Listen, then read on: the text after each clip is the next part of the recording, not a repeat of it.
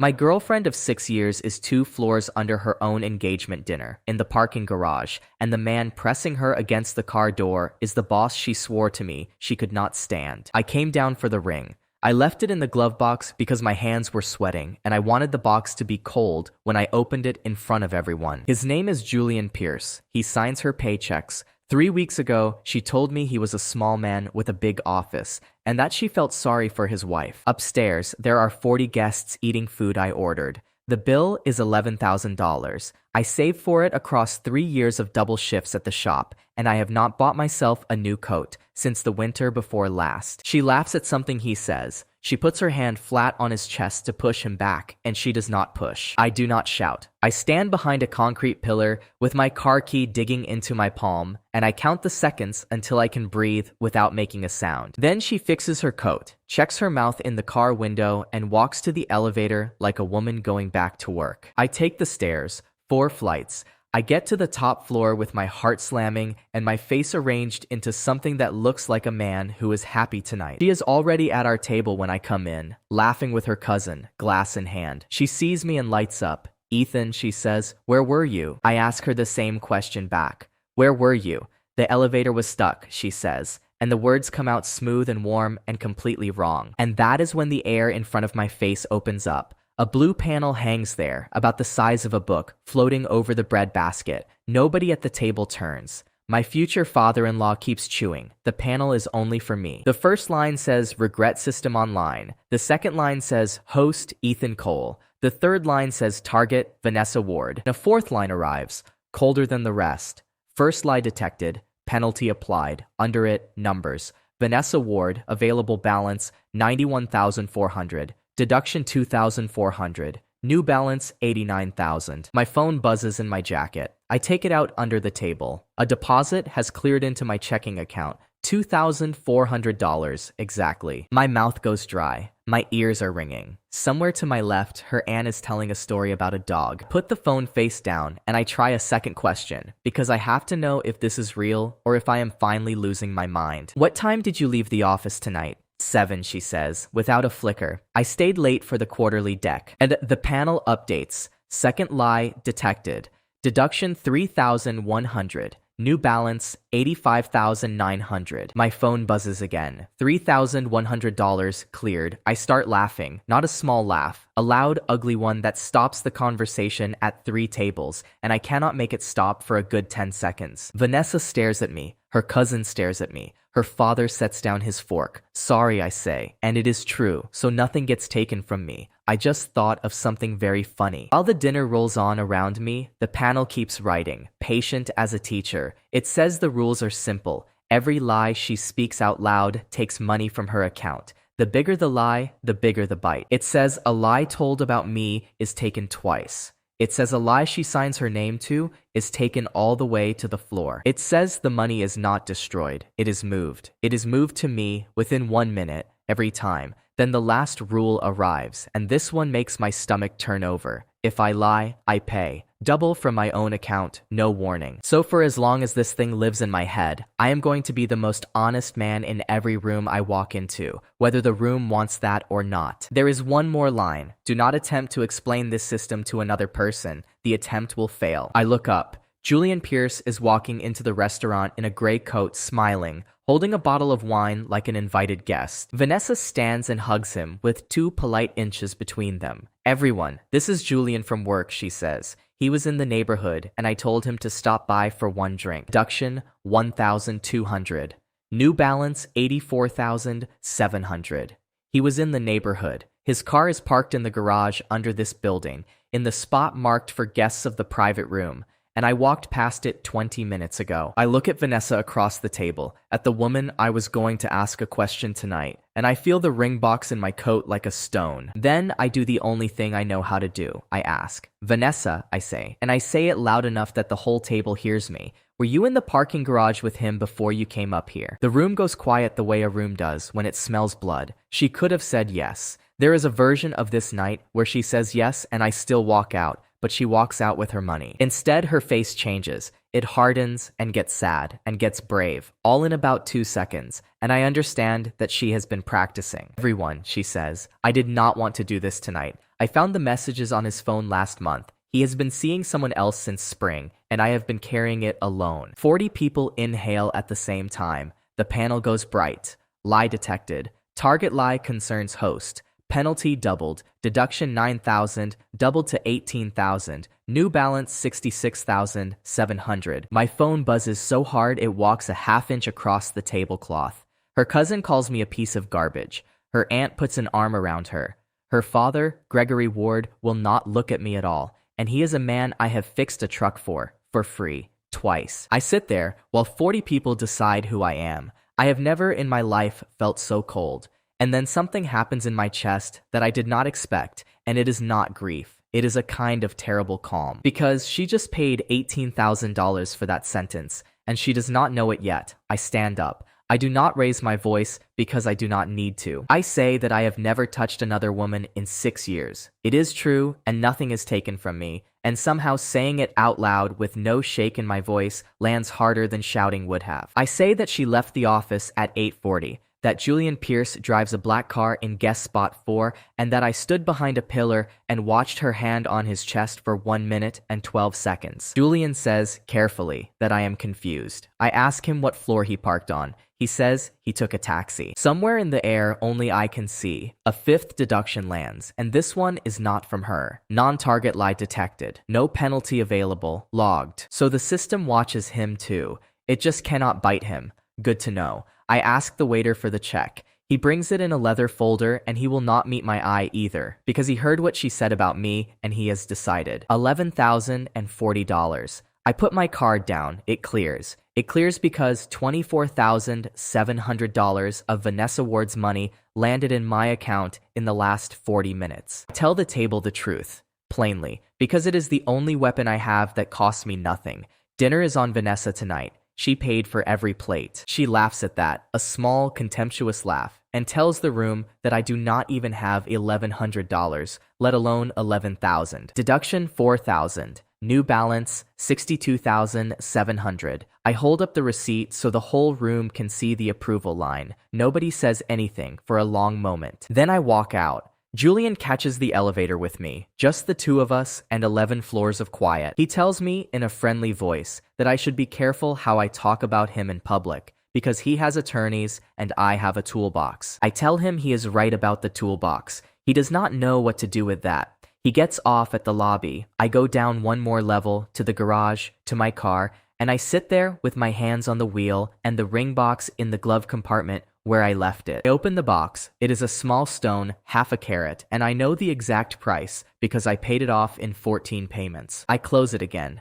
I do not cry. I keep waiting to, and it does not come. The panel is still there, softly, in the corner of my sight, like a light left on in another room. It says today's transfers, $28,700. It says host balance, $18,269. 2 hours ago, I had $609 to my name. I drive to the apartment we share on 5th and Palmer. My key turns halfway and stops. There are 3 black plastic bags outside the door. My work boots are on top of one of them, laces out, like something put in the trash politely. The lock has been changed. The sticker from the locksmith is still on the door frame, and the date on it is Tuesday. Tuesday was 4 days ago. She changed the lock 4 days before she stood up at her own engagement dinner and told 40 people I cheated on her. That is when it lands. Tonight was not a fight. Tonight was a plan, and I was standing in the middle of it holding a ring. I sit down on the hallway floor next to my own boots, and I laugh again, quietly this time, so the neighbors do not hear. The lease is in her name. I paid 2/3 of the rent for 4 years, in cash into her account every month, because she said it was simpler for her credit. $41,000 if I added up. I added up sitting on that floor, and the number does not make me angry. It makes me tired. My phone rings. It is my sister Lily, 19 years old, calling from her dorm at 11 at night. She asks if it happened. If I asked her, if Vanessa said yes, she is whispering because her roommate is asleep. I tell her the truth because I have no other option now, and because she deserves it anyway. I tell her there is no engagement, and that I am sitting outside a door that used to be mine. She goes very quiet. Then she says she is coming home, and I tell her absolutely not. Her tuition is due in 5 weeks, and she is not missing a single class. After I hang up, I look at the panel and I ask it, out loud like an idiot, What am I supposed to do now? It answers. It gives me a list. Outstanding debts, it says. Not money I owe. Money that was taken from me. Auto loan $41,000. Opened in my name. Driven by Vanessa Ward. Personal line of credit $19,000. Opened in my name. Spent on her graduate program. Coal Machine Works, my father's shop, sold 2 years ago for $80,000. Sale proceeds deposited to a joint account. Withdrawn within 6 days. I read that line 4 times. I sold my dad's shop because she said the money would go into her firm and come back double. The lathe he taught me on is somewhere in a warehouse in Kearney with a lot number painted on it. I drive to Marco's, a diner on Wallace that keeps its griddle on until 3 in the morning because there is nowhere else to go at midnight in this town. Marco is 61, built like a fire hydrant, and he has been feeding me since I was 14 years old and my father was in the hospital. He takes one look at my face and puts a plate in front of me without asking. Eggs, home fries, extra toast. I try to pay. He waves my card away and says, my money is no good tonight, and I want to argue, and I do not have it in me. He asks how the dinner went. I hear myself start to say it was fine. The word fine gets exactly halfway out of my mouth before the panel flashes red. Host lie detected. Penalty doubled. Deduction $180. My phone buzzes. $180 gone, out of the money I did not have this morning. I sit there with a fork in my hand and I understand the deal completely. This thing does not care that I was lying to spare an old man's night. So I put the fork down and I tell Marco the whole truth, in order, without softening it, and it takes 11 minutes. He listens all the way through. Then he says one sentence. She was always polite to me in a way that felt like she was practicing on me. I try right there to tell him about the panel. I open my mouth to say there is a system in my head that takes her money when she lies. What comes out is that I got a small tax refund. Marco nods and says good, that helps. So that rule is real too, and I am carrying this alone. I sleep in my car behind the diner with a coat over my legs. It is 38 degrees and I wake up 4 times. At 6 in the morning, the panel wakes me on the 5th. Target lie detected. Deduction $6,800. New balance $55,900. She has been awake for 20 minutes and she is already lying to somebody, and it is a big one. A second line appears under it, and this is new, and I sit up so fast I hit my head on the roof of the car. Regret level 4%. Function unlocked. Transcript. And then, letter by letter, the words she said out loud in her father's kitchen 5 minutes ago print across the blue. She told Gregory Ward that I emptied their joint account before I left the restaurant, and that she is going to the police in the morning. I sit in a cold car behind a diner, watching my old life type itself out in front of my eyes. Then I start the engine, because there is a police station on 3rd, and I would rather get there first. The desk officer at 3rd is a woman named Ruiz, with a paper cup of coffee and 11 minutes left on her shift. I tell her my name. I tell her that a woman is coming in this morning to report that I emptied a joint account, and that I want to give my side before she gets here. Ruiz looks at me, the way you look at a man who might be about to waste your morning. Then she gets a form. I tell her the truth in order. The garage, the dinner, the lock changed on Tuesday, the bags in the hallway. I tell her I have not touched that account since March, and that she can pull the records, and that I will sign anything she wants. She asks why I am here at 7 in the morning instead of sleeping on it.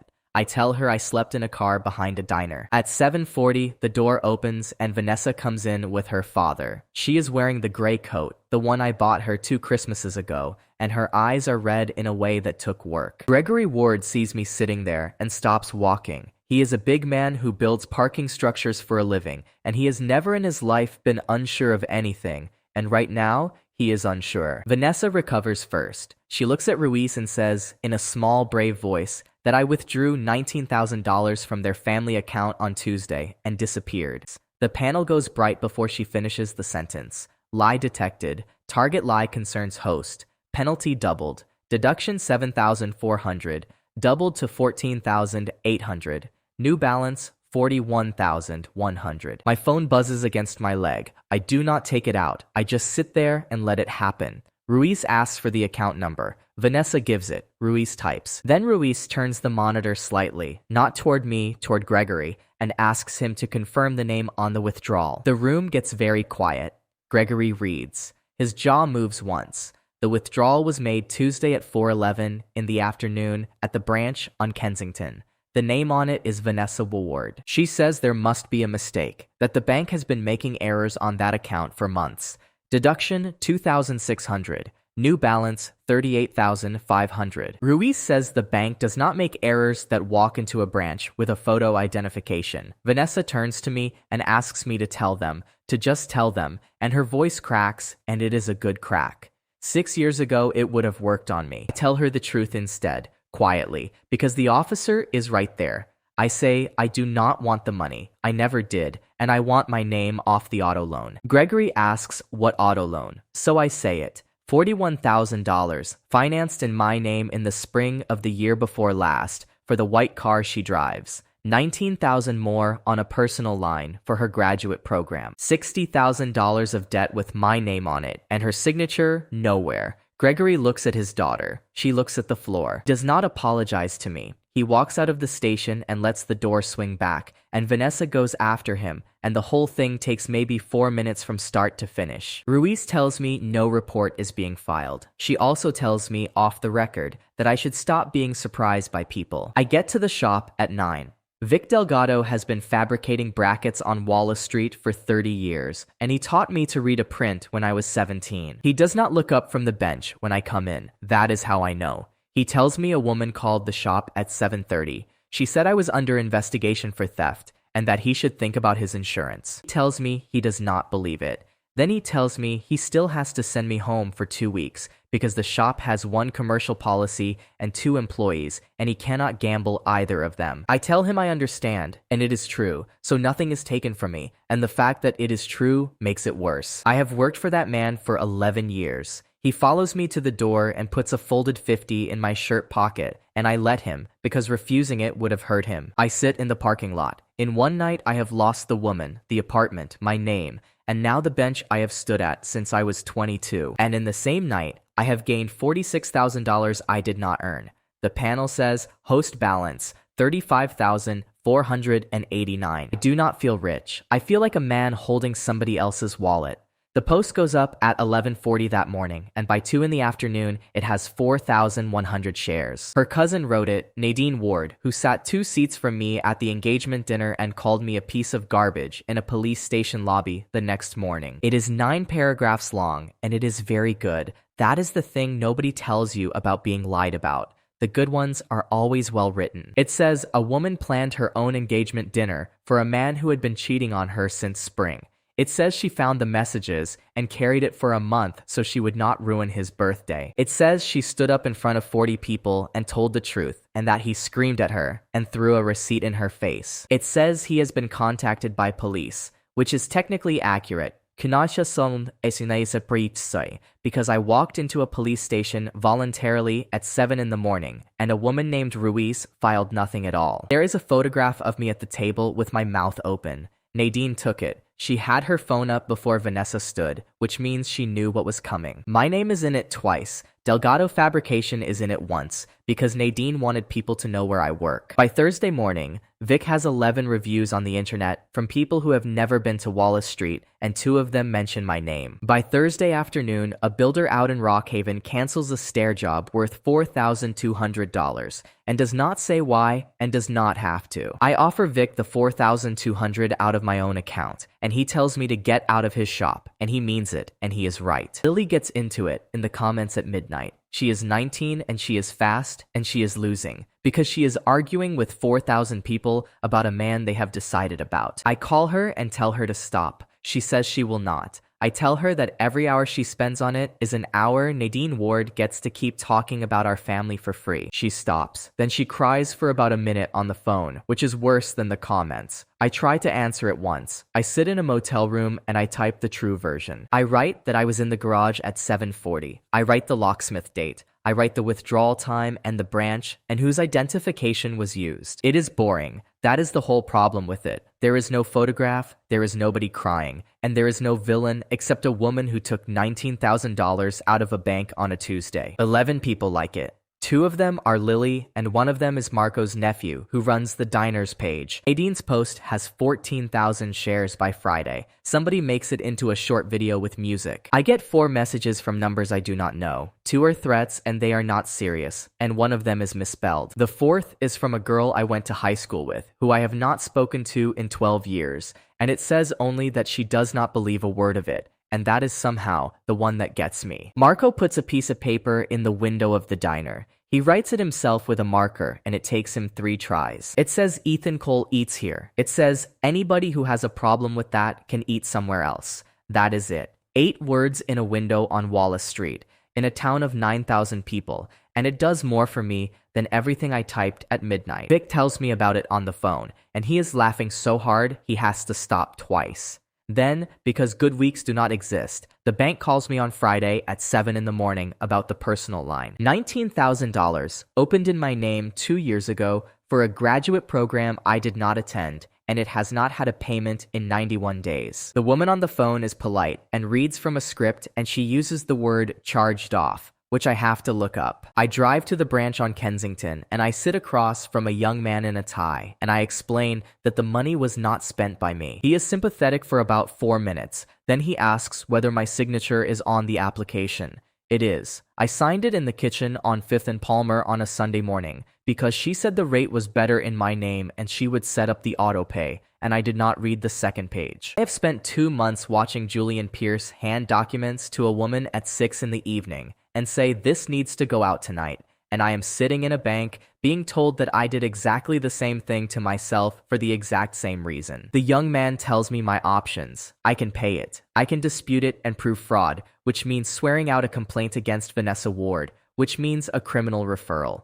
2 months ago, I would have done it in a second. Today, I know that, in about 11 weeks, a receiver is going to be looking for one clean line between a marketing associate and $4 million, and that a fraud complaint from her ex-fiancé is exactly the kind of thing a man in a gray coat prays for. So I do nothing, and it sits there eating my credit at 19%, and I drive back to the motel. The white sedan is still in her name to drive and mine to owe. $41,000 on that one. $60,000 total. And I cannot touch either of them without handing Julian Pierce a gift. Nobody puts this in a 9-paragraph post, not the shouting, the forms. Her laptop is on the back seat of my car. She left it there Thursday when I drove her to the airport shuttle, and I have been meaning to give it back for 4 days. It is a company machine with a Pierce Meridian asset tag on the lid. If I keep it, I am the thief she says I am. So I drive downtown to give it back. And that is the single dumbest decision I make all week, and also the best one. Pierce Meridian has 3 floors in a glass building on Harrow Street,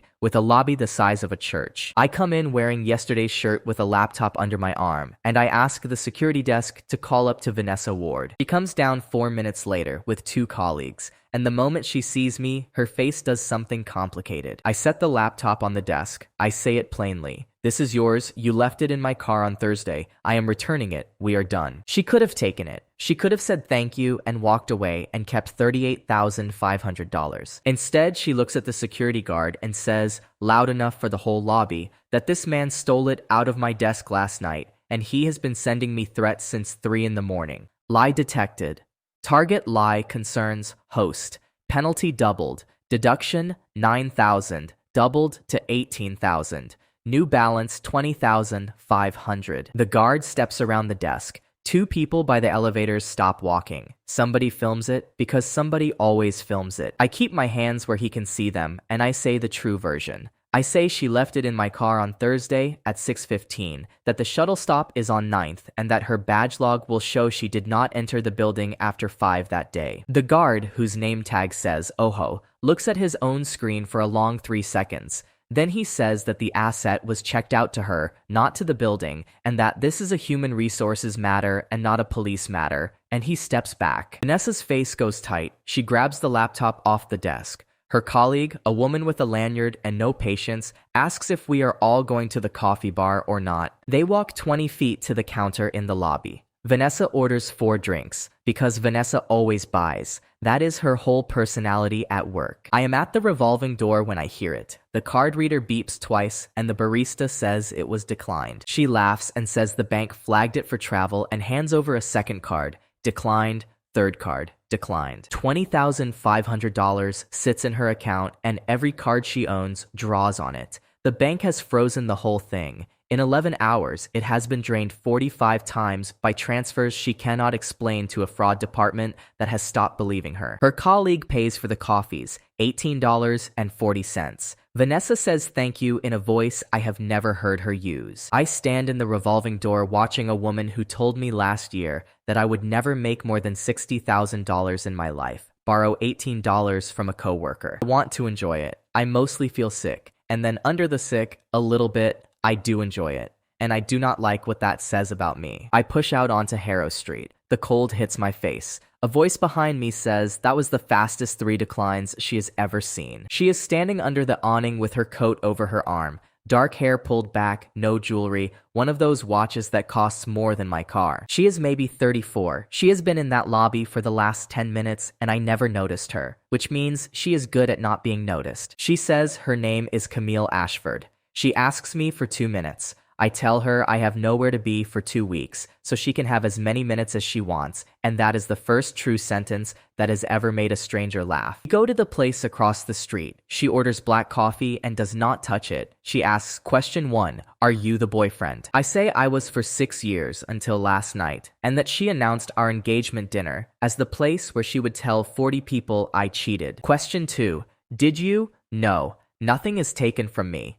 Question 3, and she leans in for this one. In 6 years of living with Vanessa Ward, did she ever bring work home? I tell her about the folders on the kitchen table on Sunday nights, about the phone calls she took on the balcony with the door closed, about a spreadsheet she asked me to print at the shop because the office printer keeps a log. Camille Ashford goes very still. Then she tells me why she is in that building. Her family fund put $11 million into Pierce Meridian 19 months ago. For 19 months, the statements have arrived on time and looked beautiful. Then in August, one line item moved backward, and when she asked about it, it moved forward again and the old statement was replaced. She says she has requested a copy of the fund's bank confirmations 4 times. Julian Pierce has sent her a dinner invitation 4 times. She says she does not need an accountant. She has 9 of them, and they can only read what they are given. She says she needs somebody who was inside that woman's kitchen for 6 years and who cannot be bought. I tell her the truth.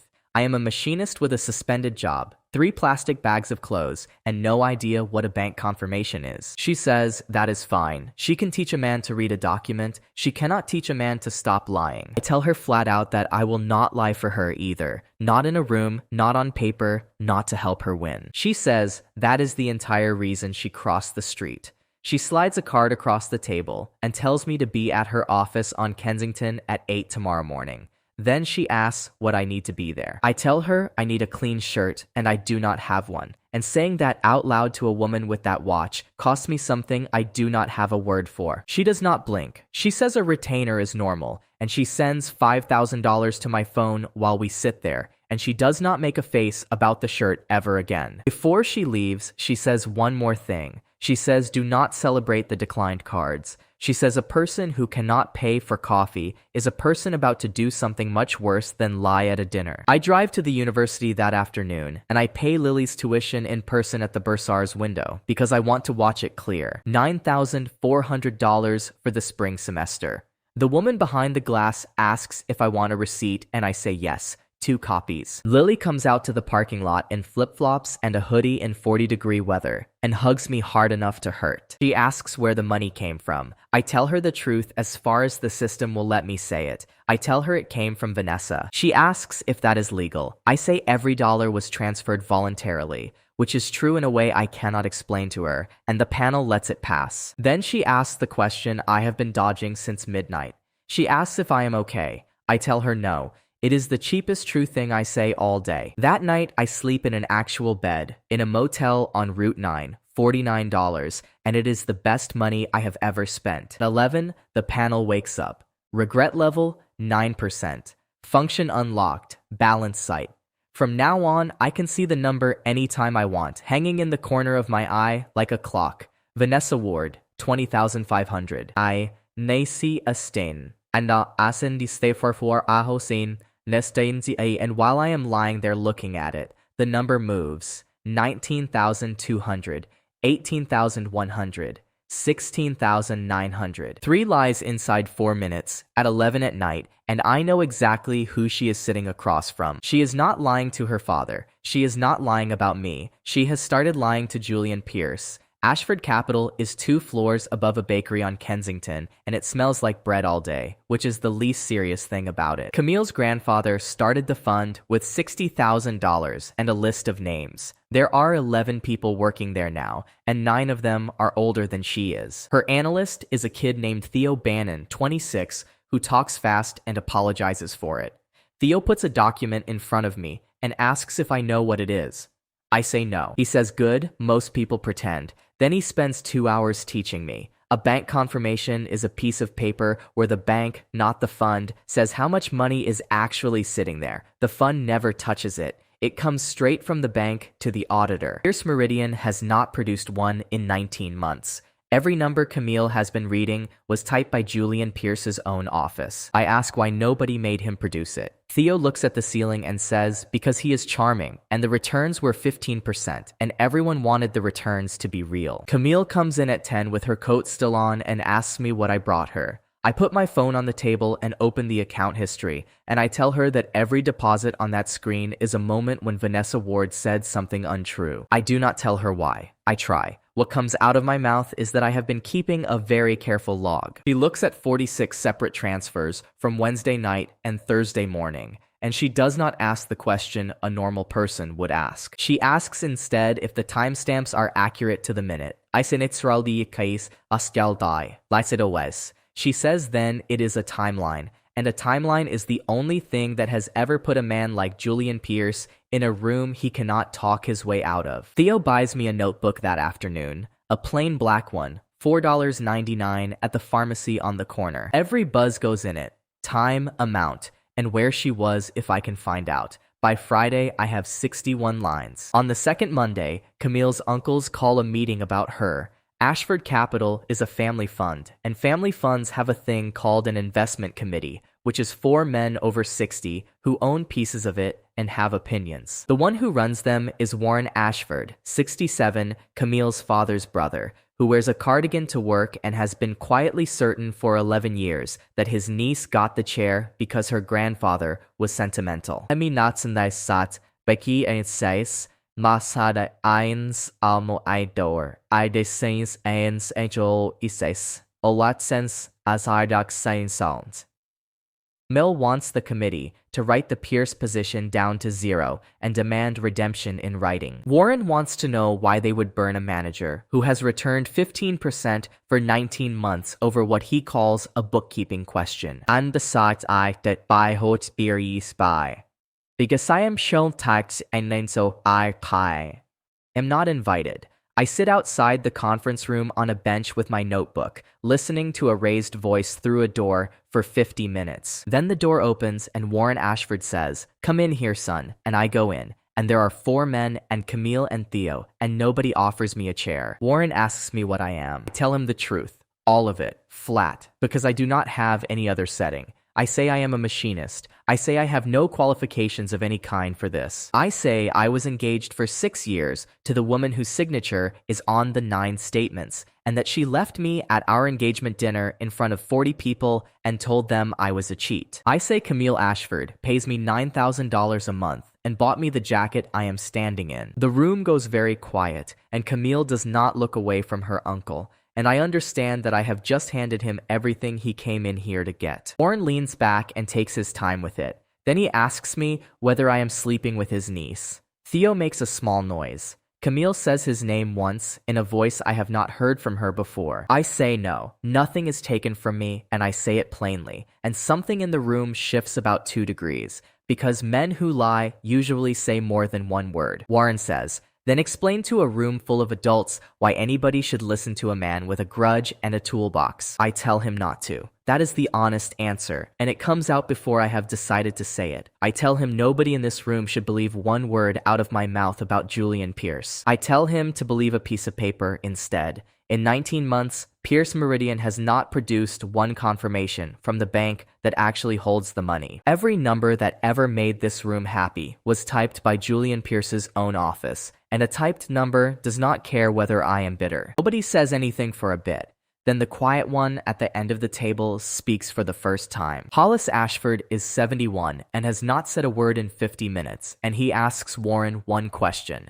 He asks when Warren last saw a confirmation from that fund. Warren says the statements come in every quarter, on time, beautifully formatted. Hollis says that is not what he asked. They vote. Camille gets 30 days to obtain a direct confirmation, and if it does not come, the committee writes the position down and she is on her own about the rest. It is not a win. Warren makes sure I know that in the hallway afterward, where he stops me and says, without any warmth at all, that if his niece gets embarrassed over this, he will remember my face. Then he says one more thing, and I did not expect it from a man in a cardigan. He says that his brother built this firm on people not lying to each other in rooms, and that I did not lie in there when lying would have been easy, and he walks off before I can answer. Camille comes out 4 minutes later and asks me if I want a drink, and I say it is 11 in the morning, and she says that is not what she asked either, and I start to understand where Hollis Ashford's niece learned it. The confirmation does not come. Camille requests it in writing on the Tuesday. Julian Pierce replies within an hour, warmly, saying the custodian relationship is being transitioned, and he expects the paperwork inside 2 weeks. She requests it again 9 days later. He replies with an invitation to a dinner at the Verrill for the fund's investors, and a note saying they should talk face-to-face because email is so cold. That is when Camille goes around him and calls Colin Frey. Frey is the outside auditor. He has been signing Pierce Meridian since it opened. He is 60. He has a 2-man practice above a dry cleaner in Ridgeway,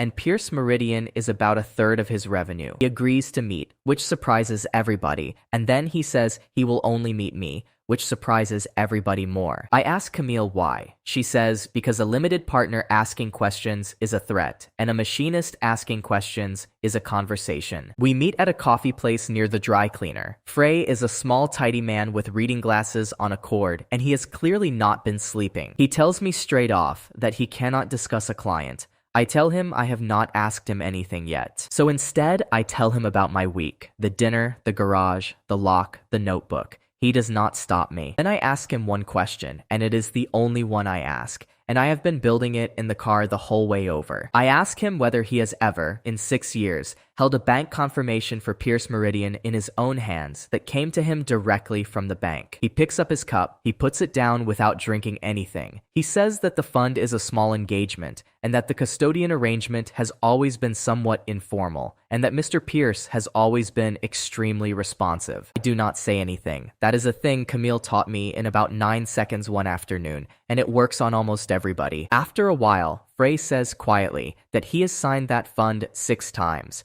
Then he says he has a daughter at Wesleyan and a practice with 2 employees and that he is 60 years old. I tell him the true thing. I am not the person who is going to do anything to him.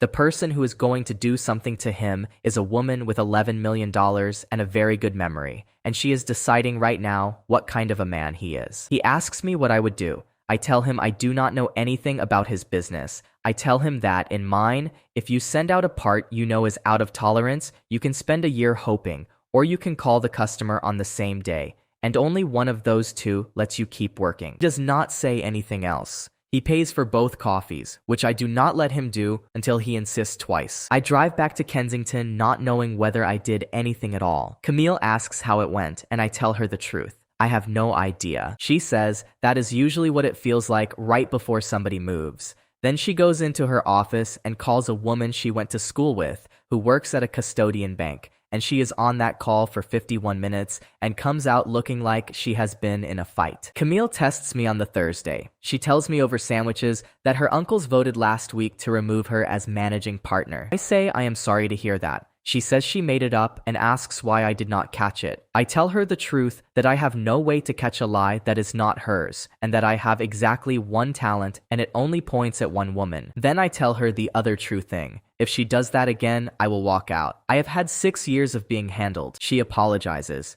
1 sentence, no excuses, and I decide, sitting there with half a sandwich, that I can work for this person. Then she tells me why she does not let it go, and it is not the answer I have been assuming for 2 weeks. Her grandfather was Ellis Ashford. He started the fund in 1971 with $60,000 and a list of names on the back of an envelope. Names were real people: a butcher on Delancey, a parochial school, 2 widows, and a man who owned 3 trucks. 9 of those original families are still in the fund, not the grandchildren. The families as households, going on 55 years. She takes out her phone and shows me a photograph of a list she keeps, and there is a name on it: Esther Pohl, 90 years old, whose husband was the butcher on Delancey. Esther Pohl has $410,000 in Ashford capital, and it is everything she has, and she sends a card at Christmas. Camille's father died when she was 11. Her grandfather started bringing her into the office on Saturdays when she was 12 and had her reading annual reports out loud to him at 14 because his eyes were going. He left her the chair 4 years ago and left her uncles the money, which is a thing an old man does when he knows exactly who his sons are and loves them anyway. Then she says the thing she has clearly never said out loud to anybody: Julian Pierce did not get into Ashford Capital past her. He got in through her. She found him. She ran the diligence. She sat in front of that investment committee 3.5 years ago and argued for $11 million into a small, aggressive fund run by a charming man over Warren's objection. She won that argument. She has the minutes. Her name is on the recommendation, and there is nobody else to put it on. So when Warren Ashford sits in a room and says she is hysterical about a bookkeeping question, what she hears is a man telling her that the worst decision of her professional life is going to stay buried if she just stops digging. She says that Esther Pohl's $410,000 is a proportional share of $11 million of nothing. She says she is not chasing Julian Pierce because he embarrassed her. She is chasing him because she let him in the door and a 90-year-old woman sends her a card at Christmas. I do not have anything smart to say to that. I tell her about my father instead. It is the only trade I have. I tell her about a machine shop on Wallace Street and a man who could hold 2/10 on a lathe from 1956 and could not read a contract to save his life. I tell her that he got sick when I was 14 and that a man who owns a diner fed me for 4 months and never once mentioned it, and that I did not understand until I was about 25 that Marco had been broke that whole year himself. I tell her that I sold the shop because a woman told me the money would come back double, and that I am the one who signed, and that nobody made me. Camille listens all the way through without moving once, and at the end, she does not offer me anything or fix anything. Then she says that both of us are in this because of a signature we cannot take back, and that she would rather work with somebody who knows what that feels like. Then Theo comes in with a printout and the moment goes, and neither of us mentions it again for 2 months. On Friday, the number in the corner of my eye does something new. It goes up. Vanessa Ward, 16,900, then 56,900 in a single jump. $40,000 arriving at once from somewhere. I sit in the car outside the bakery and I look at that number and I know it in my gut before I know it on paper. She has borrowed from Julian Pierce. She is a marketing associate with a car she cannot afford and a father who builds parking structures, and there is exactly one man in her life with $40,000 in loose cash. In his office on the 11th floor, Julian Pierce signs a promissory note at 8%, slides it across the desk, and watches her sign it without reading the second page. He puts his copy in the drawer with the others, and he is smiling before she is out of the room. By Monday morning, the $40,000 is down to 22, because a person who cannot stop lying cannot hold money in a bucket with a hole in it. Then, Tuesday, she does the thing that stops being about me. Vanessa is a signer on the credit line for Ward Structural. Her father put her on it when she was 23 because she is his daughter and he is proud, and that is what proud men do. She calls the bank on Kensington at 9:10 and tells them Gregory has approved a draw of $31,000 against the line for a supplier deposit. Deduction $31,000. Applied to linked authority. New balance on the Ward Structural line, 0. I feel my stomach drop before I understand why. The system did not take it out of her checking. It took it out of the thing she borrowed authority from, and it took all of it. And the bank froze the line on the spot for suspected fraud. I sit in Camille's conference room with my notebook open, and I write the line down, and my hand is not steady. Because I know what that credit line is. It is not a rich man's toy. It is how Gregory Ward makes payroll on the 15th and the 30th. On Friday, 22 men who pour concrete on the Marchetti garage job do not get paid. I find out from Marco of all people at 11 that night when a guy named Sandoval eats 2 plates of eggs at the counter and tells the whole diner he cannot make his car payment. Marco calls me because Marco calls me about everything. I drive over. I sit at the counter and listen to a man with cement dust in his eyebrows explain that his check bounced for the first time in 9 years and that his foreman cried in the trailer. The panel sits there in the corner of my sight, showing me a number with my name on it. 52,640. Money that came out of that exact hole. I am not going to pretend I thought about it for long. I asked Sandoval how much the payroll was. He does not know. He knows what his own check was, and he knows how many guys were on the job.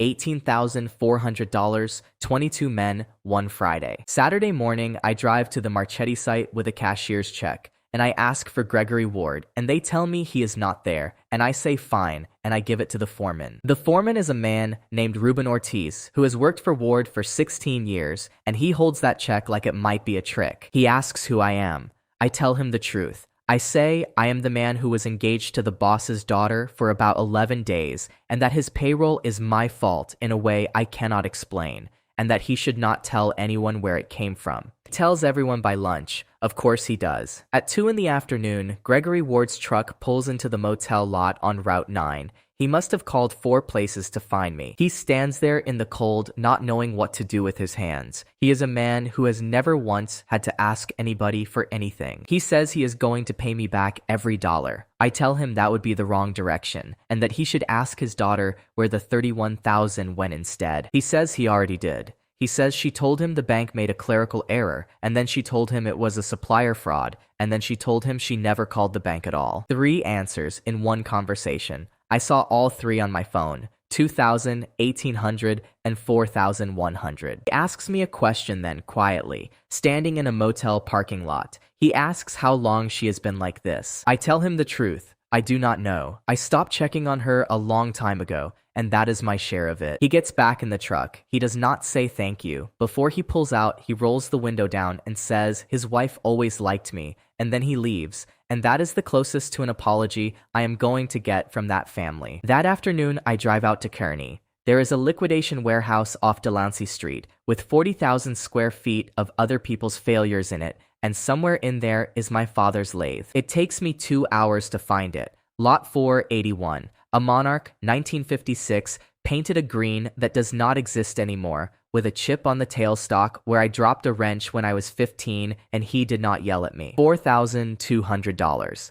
I pay it and I rent a flatbed and I have nowhere to put it. So I pay another $200 a month for a storage unit with a roll door. I sit on the floor of that unit for 20 minutes with the door open and my hand on the cross slide. And that is where I finally do the thing I did not do in the restaurant. Nobody sees it. Then I lock the unit and go get a sandwich. The building on Wallace, the actual shop, Cole Machine Works with my father's name still ghosted on the brick, is listed at $210,000. And I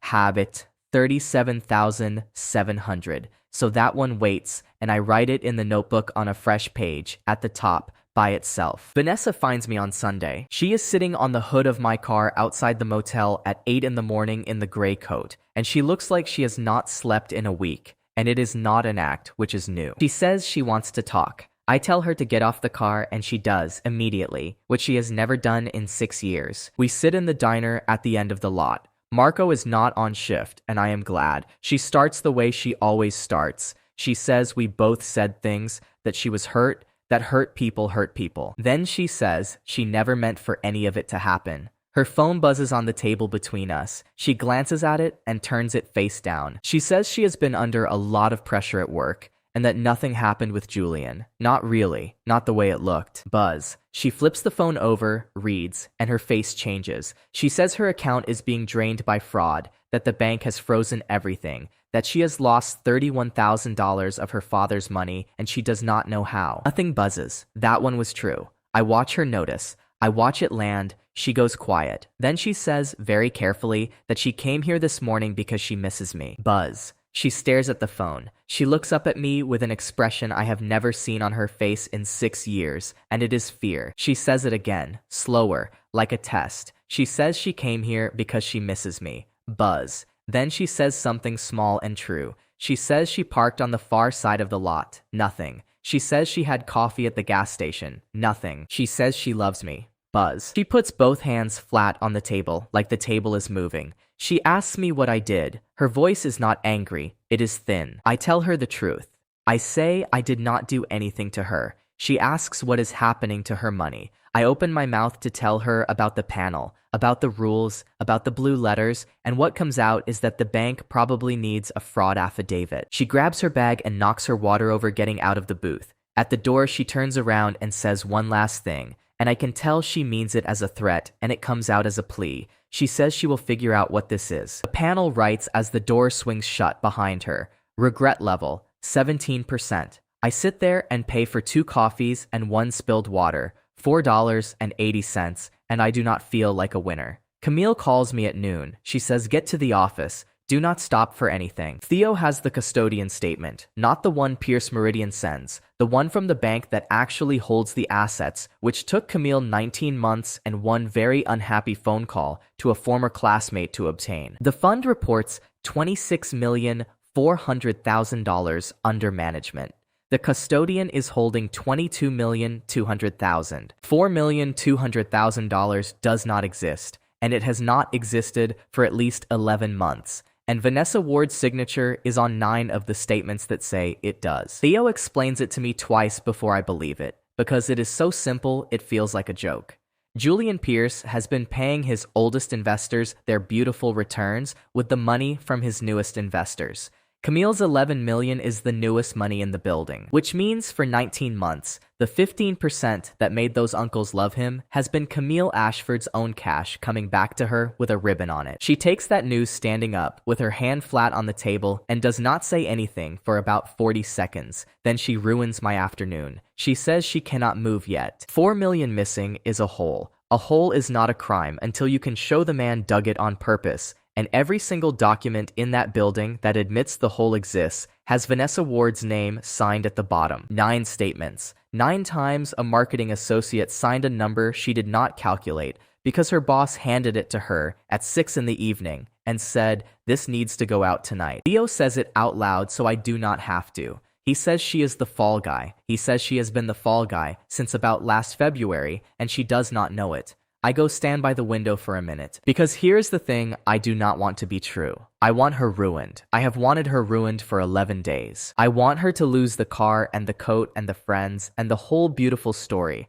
where she is the brave one who caught me cheating. I do not want her to go to prison for $4 million a man in a gray coat took while she was printing his statements at my shop.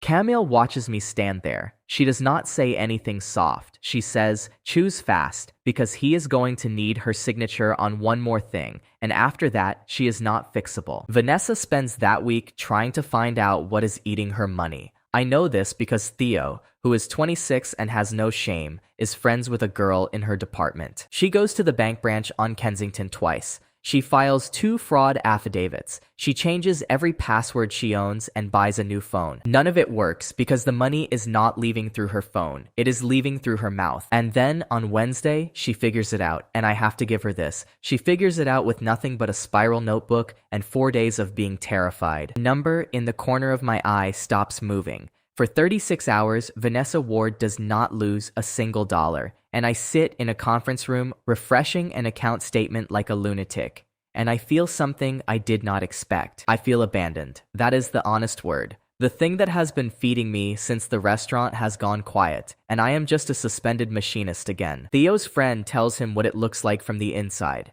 Vanessa has started answering questions with I do not know. She says I do not know 11 times in one meeting. She stops making excuses when she is late and just says she is late. She tells a client out loud that she does not have that number and will have to check. Her manager takes her aside about it. She is not sorry and she is not better. She has just worked out that words cost money and she has stopped spending. Thursday morning, Julian Pierce takes that away from her in about 90 seconds. The auditor for Pierce Meridian is a man named Colin Frey, who comes in twice a year and has been signing off on that fund since before I met her. Frey asks her, in front of Julian, whether the August statement she signed was reviewed against the custodian file before it went out. If she says I do not know, Frey has to write that down, and if Frey writes that down, the whole tower falls on Julian's head today. So Julian answers for her first. He says of course it was. Vanessa is meticulous, and then he looks at her, and she says yes. Deduction 14,000. New Balance 7,900. One word. $14,000. She had held out for a day and a half, and it took him one look. I am in the bakery downstairs from Ashford Capital when it lands, and I have to put the coffee down because my hand jumps. That is when I understand what the rest of this is going to be. She can stop lying for herself. She cannot stop lying for him. The lawsuit arrives on Friday. A process server finds me at the storage unit in Kearney while I am wiping 60 years of somebody else's grease off my father's lathe. Vanessa Ward versus Ethan Cole.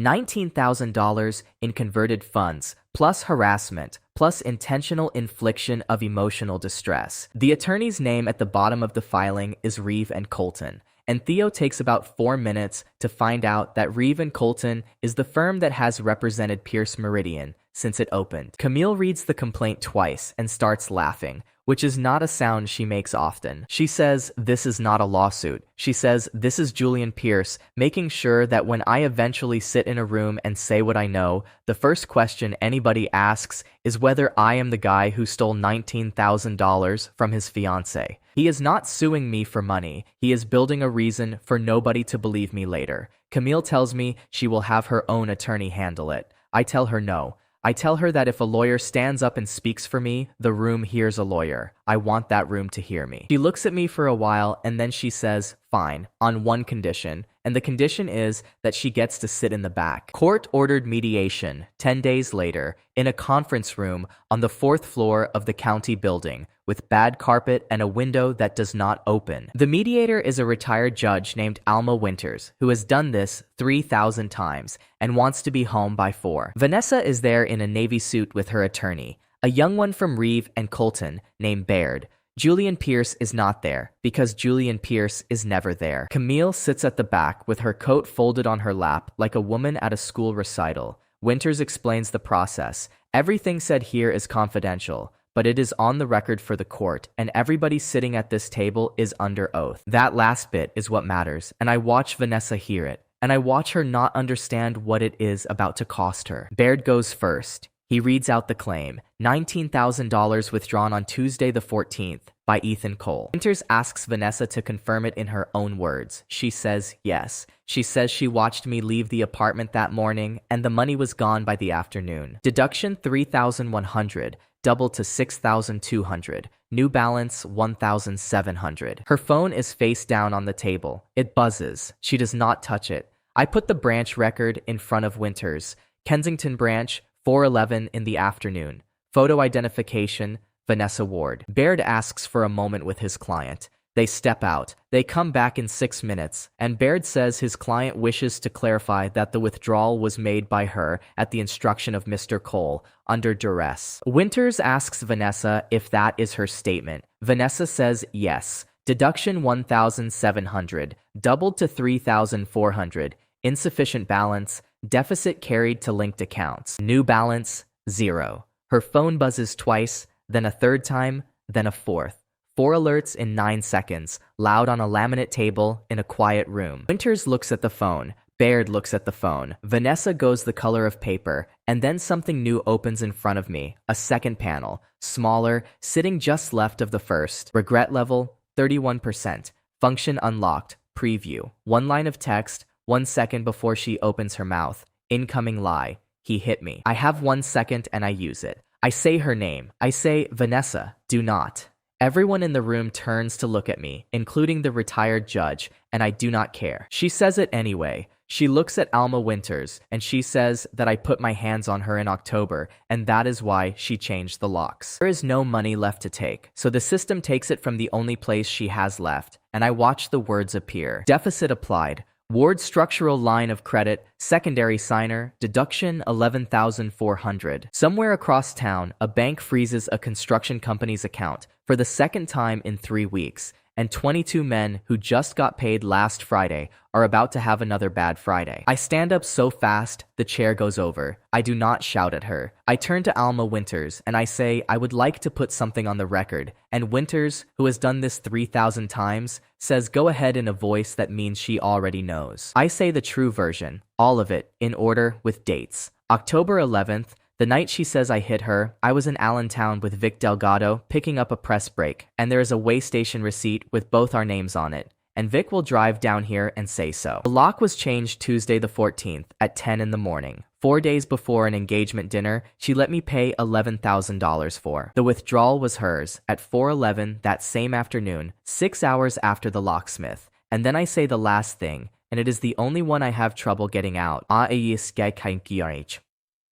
I say I am not suing her for the $60,000 of debt in my name, and I am not asking this room to punish her, because she is going to be punished by people who are much better at it than I am. Winters ends the mediation 11 minutes early. Baird withdraws from the representation the following morning. The claim is dismissed with prejudice, and Vanessa is ordered to pay costs.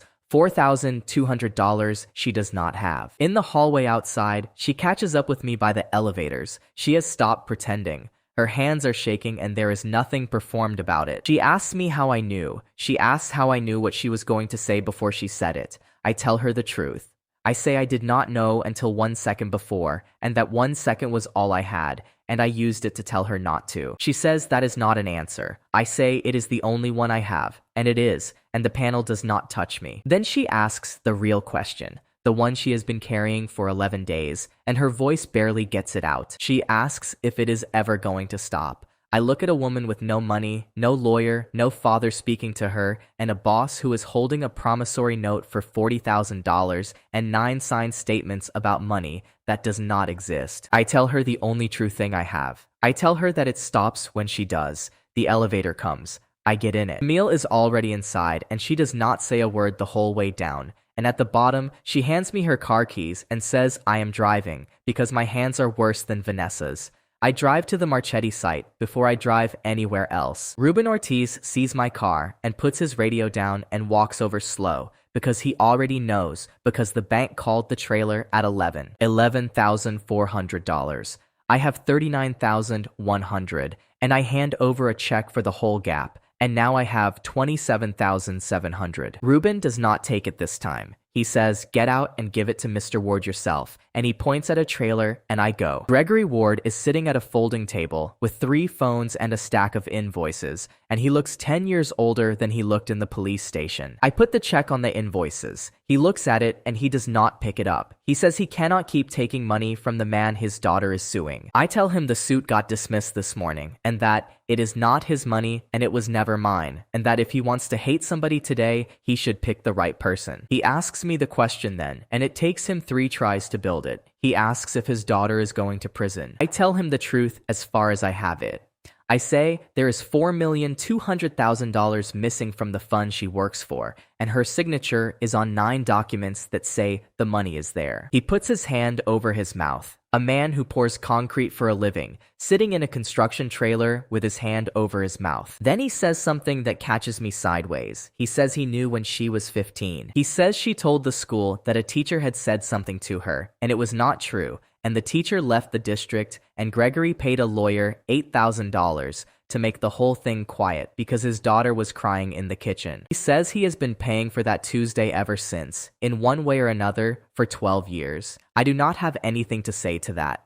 I put my hand on his shoulder for about 2 seconds and I leave. Camille is waiting in the car with the heater on. She does not ask what happened. She drives me to a men's store on 4th that has been there since her grandfather's time, and she tells the man at the counter that I need one suit that will still fit me in 5 years. I tell her I am not taking a suit from her. She says she is not giving me one. She says a suit is a tool, the same as a dial indicator, and that where I am going in about a month, a bad jacket will cost her $11 million. I buy it myself. $840 out of an account that Vanessa Ward filled one lie at a time, and I would be lying if I said there was no pleasure in that. While the tailor is doing the sleeves, Camille sits in a leather chair by the mirror and asks me what the shop on Wallace costs.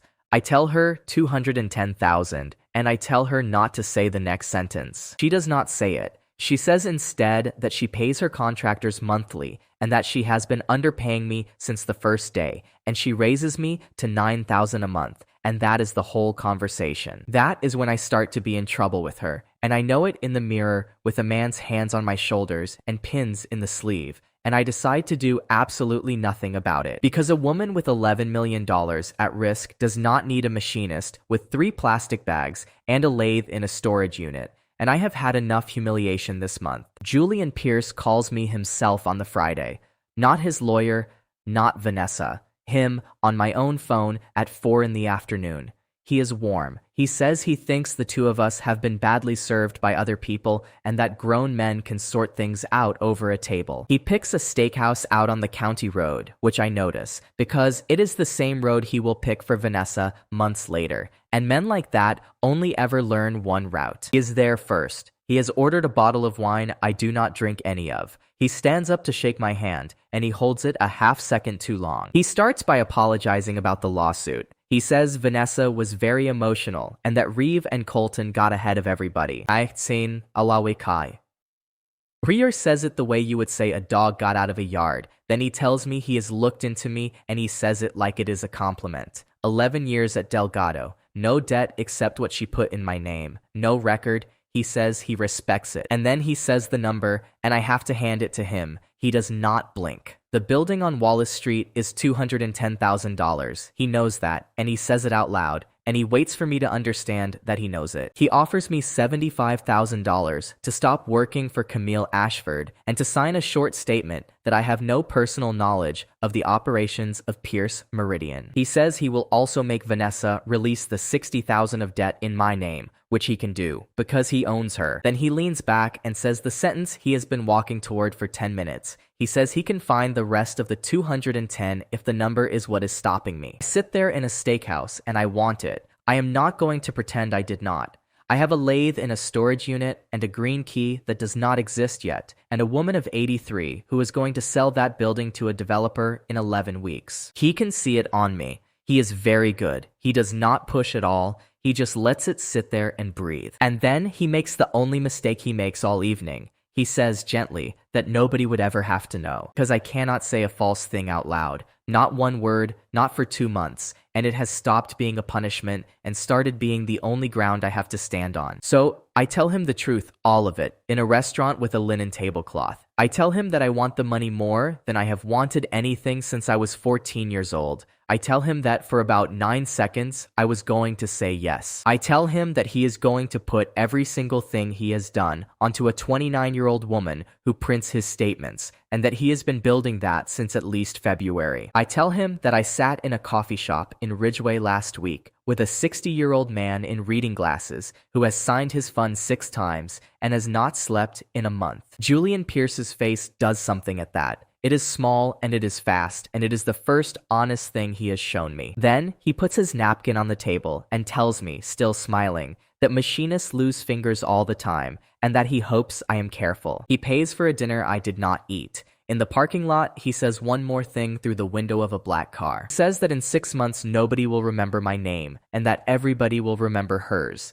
He is wrong about the first one, and he is right about the second, and he knows it. And he wanted me to hear both. I sit in my truck for 11 minutes before I can drive. Then I call Camille and I tell her all of it, including the 9 seconds, especially the 9 seconds. She is quiet for a while. Then she says, "Thank you for telling me what you did not have to." And I say, "I did have to." And she says she knows. And neither of us says anything for a bit after that. Aideen Ward comes to find me a week after the mediation gets dismissed. She has heard about it from her uncle because Gregory Ward has apparently started telling people things. She waits by my truck outside the storage unit in Kearney for 40 minutes in the cold, which I do respect. She starts crying before she gets a full sentence out. She says she did not know. She says Vanessa told her about the messages, and she believed her, because why would her own cousin lie about that? She says she is so sorry. She says it about 6 times, and every time she says it, she looks at my face to see if it has worked yet. I recognize that. Because I have watched a professional do it for 6 years, I do not forgive her. I do not tell her it is fine. I stand there and let her get to the end of it,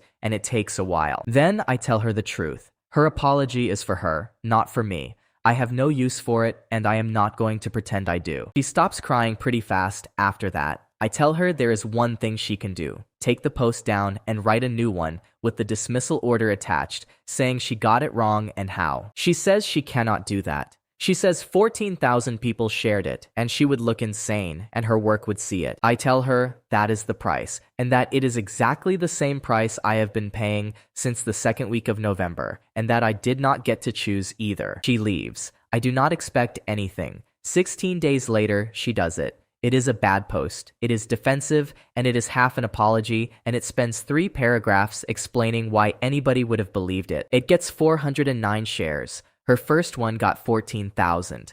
That is the arithmetic of the whole thing, and nobody ever fixes it, and I stop being angry about it somewhere around February.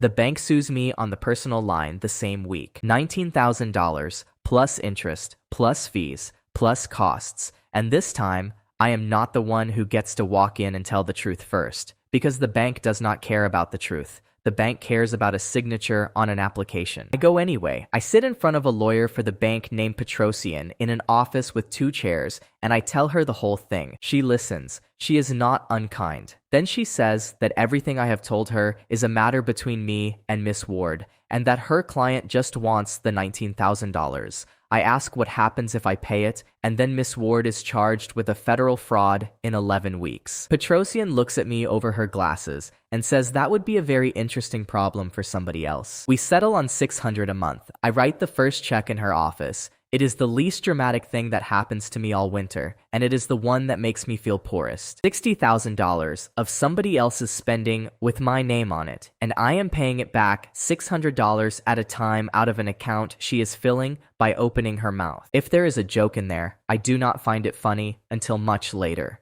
2 days later, Camille tells me the only person alive who has seen the other side of Julian Pierce's books is the woman who signs his tax return. Renata Pierce is 41, an anesthesiologist at St. Vincent, and she does not want to talk to me at all. I write her a letter, because a phone call from a strange man is a thing you hang up on, and a letter is a thing that sits on a counter. 4 pages by hand at a motel desk on Route 9. My name, what I am, what happened at the dinner, what is in the fund, and 1 sentence saying I am not asking her for anything today. She does not answer it. 11 days go by. Then she calls me at 2 in the morning from a hospital corridor and tells me to stop writing to her. I can hear a floor cleaner going somewhere behind her. She says she does not know me, that I could be working for anybody, and that people have come at her before. I tell her the truth in about 90 seconds, because that is all I am going to get. The garage, the lock, the 9 statements, the 4,200,000. She says that none of that is her problem and hangs up in the middle of my last sentence.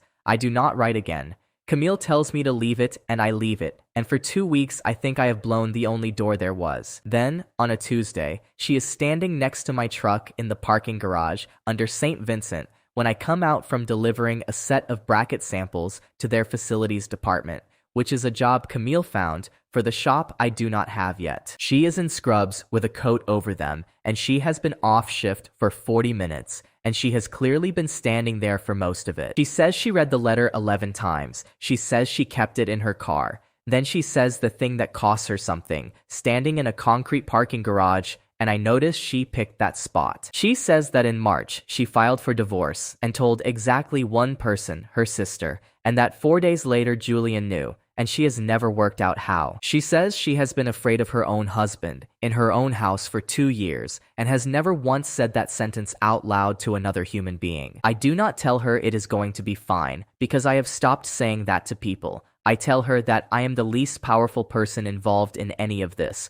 that I have a suspended job and 3 plastic bags, and that the only thing I actually have is that I do not lie. She looks at me for a while under a fluorescent light in a parking garage. Then she says, 6 in the morning, the cafeteria, after her Thursday night shift, and she walks away before I can thank her. We meet in the hospital cafeteria at 6 in the morning after a night shift. She has coffee and a container of yogurt she does not open. She looks at me for a while, and then she says she knows exactly who I am because Julian described me at a dinner party in September as the girlfriend's mechanic. She says it flatly, watching my face, and I tell her that is more or less accurate, and she almost smiles. Then I tell her the truth, the whole thing, laid out with dates, and I do not soften the piece about her husband in a parking garage with my fiancé. She listens all the way through, the way Marco did. When I finish, she says she has been waiting 18 months for somebody to come and ask her a direct question. She tells me about the drawer, bottom left, in his study at home, the one that does not go with the desk because he had it fitted. She has seen inside it twice. It is full of promissory notes,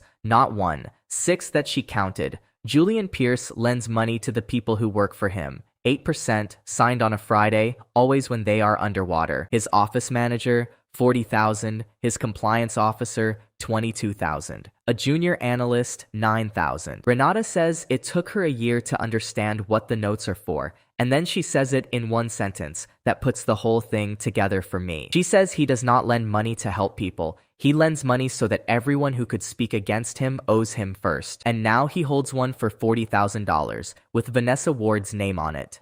I ask Renata why she has not divorced him. She says she filed in March and he has not been served because he is very hard to serve, and she has not pushed it because she was afraid. Then she says she is not afraid this morning, and she gives me her attorney's name. In his study that night, Julian Pierce opens the bottom left drawer, counts what is in it, and puts one more folded page on top. Then he calls his attorney at 10:40 and asks a question about spousal privilege, and he listens to the answer twice. 3 days later, the announcement goes out. Pierce Meridian is hosting its annual investor evening at the Verrill Hotel, and at the end of it, Julian Pierce stands up with a glass in his hand and tells 200 people that he is getting married. Camille is in the room, and she does not go alone. She takes Warren Ashford in a cardigan under a dinner jacket, and Hollis, who is 71 and has not been to an investor evening in 9 years. I am not there. I am parked on Harrow Street in a truck with a cold coffee, 400 feet from a ballroom with 200 people in it, and Theo texts me from a corner near the bar. Julian speaks for 11 minutes. He is funny. He thanks people by name. He puts up a slide with a number on it that does not exist. Then he opens the floor, because men like that always open the floor, because nobody has ever asked them anything. Warren Ashford stands up. Theo's text is 3 words long.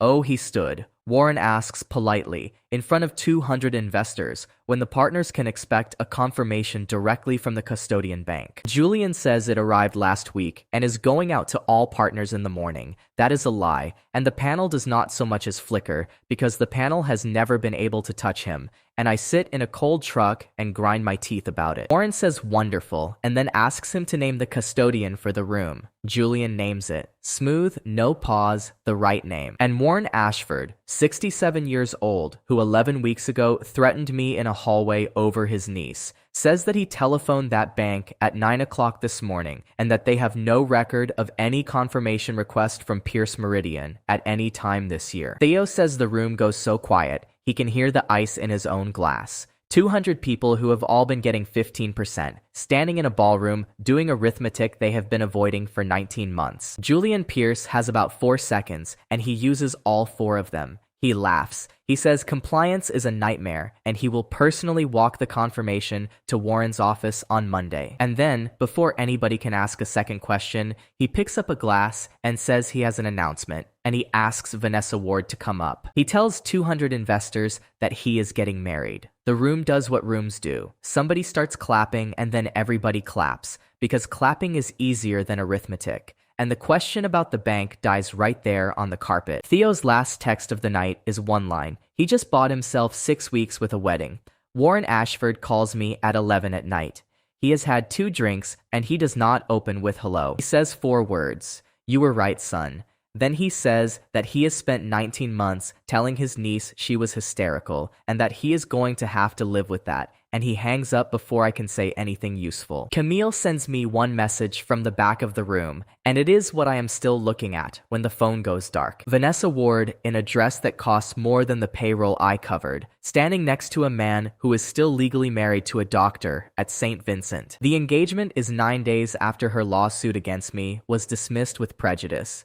I sit in a motel room on Route 9, and I look at that message for a long time. And the ugly part of me is glad, because she is going to marry a liar, and I am going to get to watch. Then Renata calls me at 11 at night and takes the gladness away. She says one sentence and hangs up. She says he is not marrying her. He is buying her silence with a wedding ring. I do not sleep. At 2 in the morning, I call Theo, who is awake because he is 26, and I make him explain it to me like I'm slow. And he does. A husband cannot be forced to testify against his wife. A wife cannot be forced to testify against her husband. Every question anybody ever asks Vanessa Ward about those 9 statements dies the moment she has that ring on. And every one of those statements has her signature at the bottom, and none of them have his. So when the 4,200,000 finally gets found, and there will be exactly one name attached to it, and it will not be Julian Pierce. He is not silencing a witness. He is building a defendant, and he is going to marry her to keep her from ever being able to save herself. I drive to her apartment at 7 in the morning, the apartment on 5th and Palmer, with my boot prints still probably on the hallway carpet, and I buzz until she comes down. She opens the lobby door in a robe. She looks better than she did at the mediation, and that is what stings. She has a ring on. It is enormous, and I look at it for exactly 1 second, and then I do not look at it again. I tell her, straight, no decoration, that Julian Pierce is marrying her so that she cannot testify, and that when the fund collapses, her name is the only name on the paper. She lets me finish. That is more than I expected. Then the second panel opens on the left. Incoming lie. I know what I am doing. I say it before she does. I tell her not to say it. She says it. She says she knows exactly what she is doing. Deduction 2,900. Insufficient balance. Deficit applied to asset.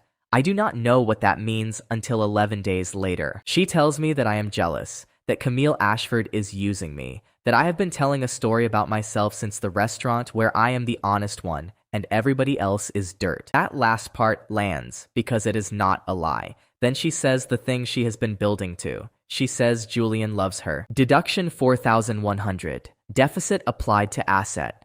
I ask her one question before I go. I ask what he asked her to sign this week. Her face closes like a door. 2 days later, she signs it. I find out from Theo, who finds out from Colin Frey's office, because auditors talk when they get scared. A management representation letter, 2 pages. It states that all fund assets have been verified against custodian records by the undersigned as of the 30th. Julian Pierce did not sign it. Vanessa Ward signed it at 6:40 in the evening on a Friday, 3 days after he put a ring on her hand. Lie detected.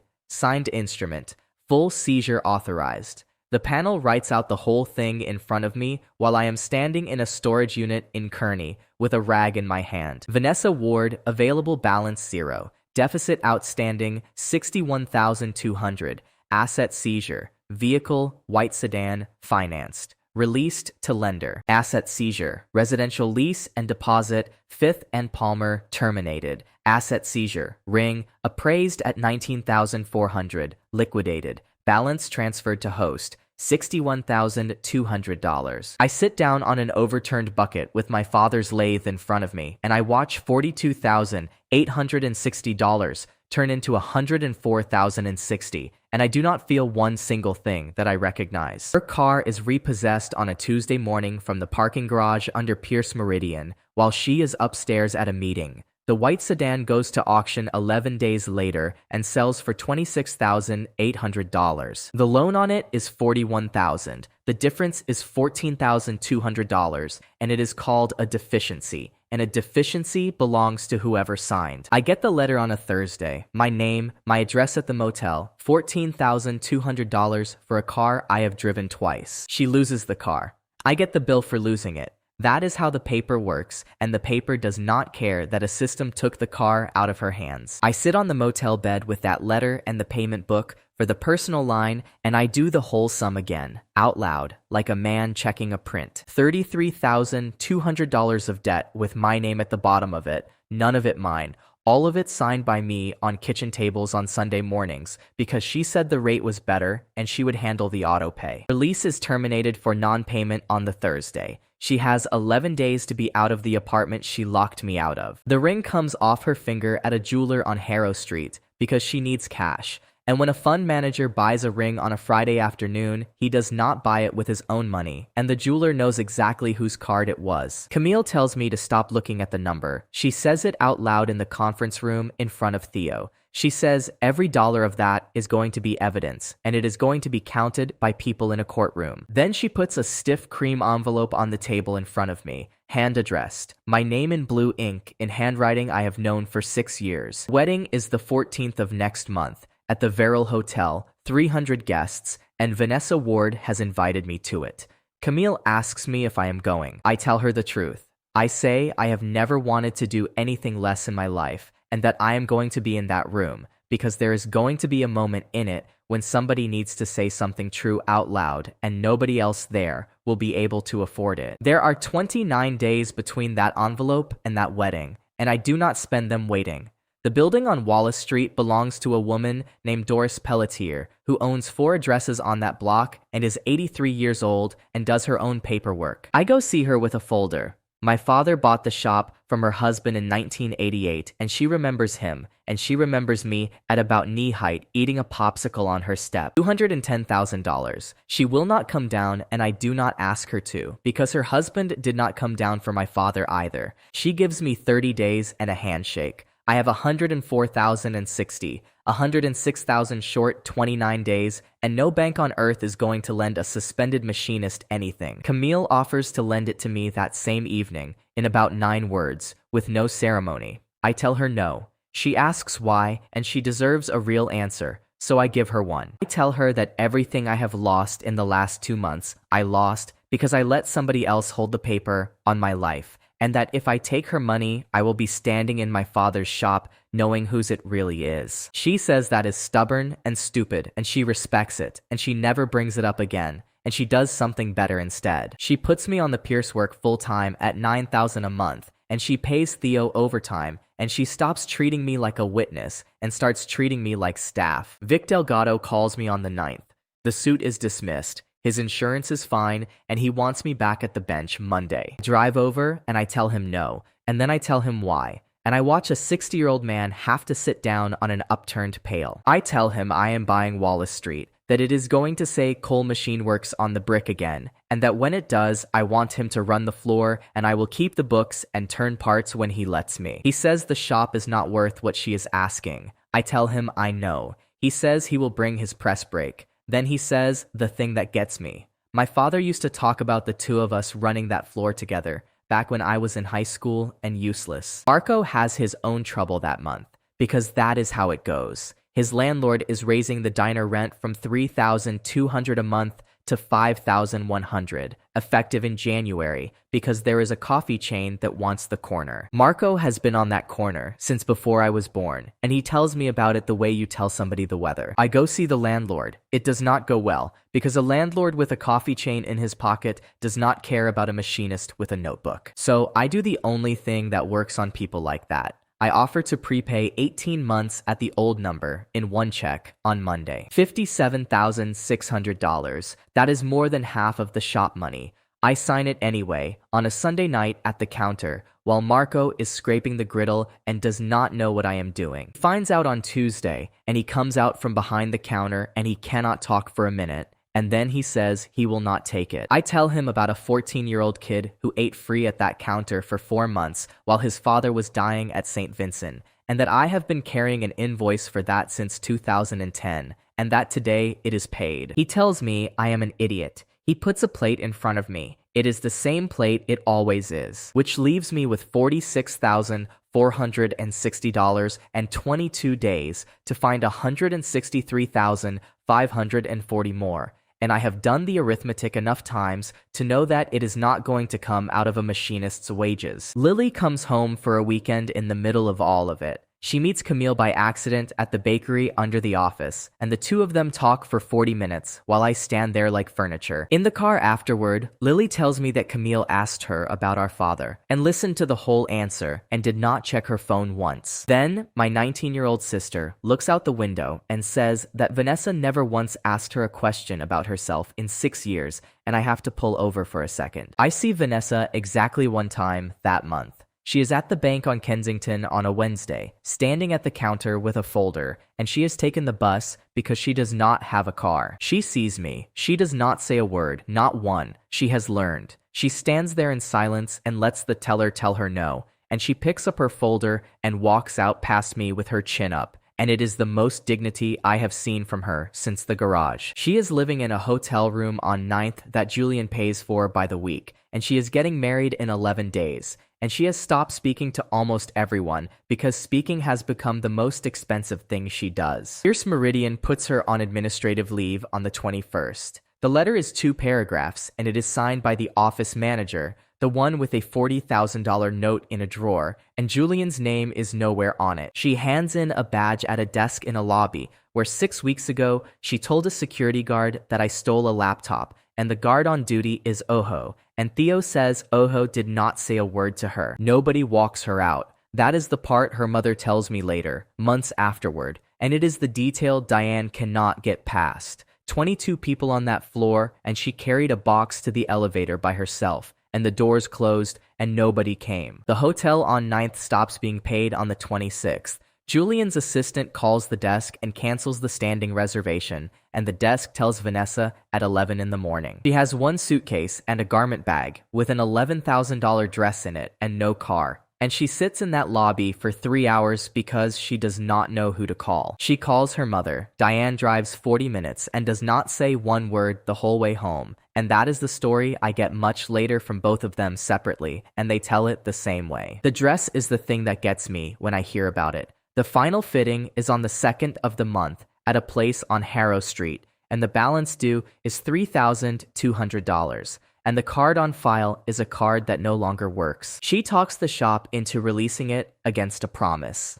She stands in a fitting room in front of 3 mirrors while a woman with pins in her mouth tells her she looks beautiful, and she has $41 in cash in her bag. Nadine drives her to it. That is the last thing Nadine Ward ever does for her cousin, and Nadine tells me about it in a parking lot in the spring, and she is not crying that time, which is how I know she means it. Vanessa says nothing at the fitting. Not a word about the money, not a word about the leave, not one word about the man. She has learned exactly 1 lesson out of 4 months, and it is the wrong shape and the right size. She has learned that the safest thing a person can do is say nothing at all. I think about that a lot later. A woman who lied her way through 6 years finally shuts her mouth, and the only reason is that it got expensive. That is not a person getting better. That is a person getting quiet. It takes her another 90 days and a room with a court reporter in it to find the difference. Nada Pierce calls me on the Thursday before the wedding and tells me to come to her house at 9 in the morning when Julian will be at the office.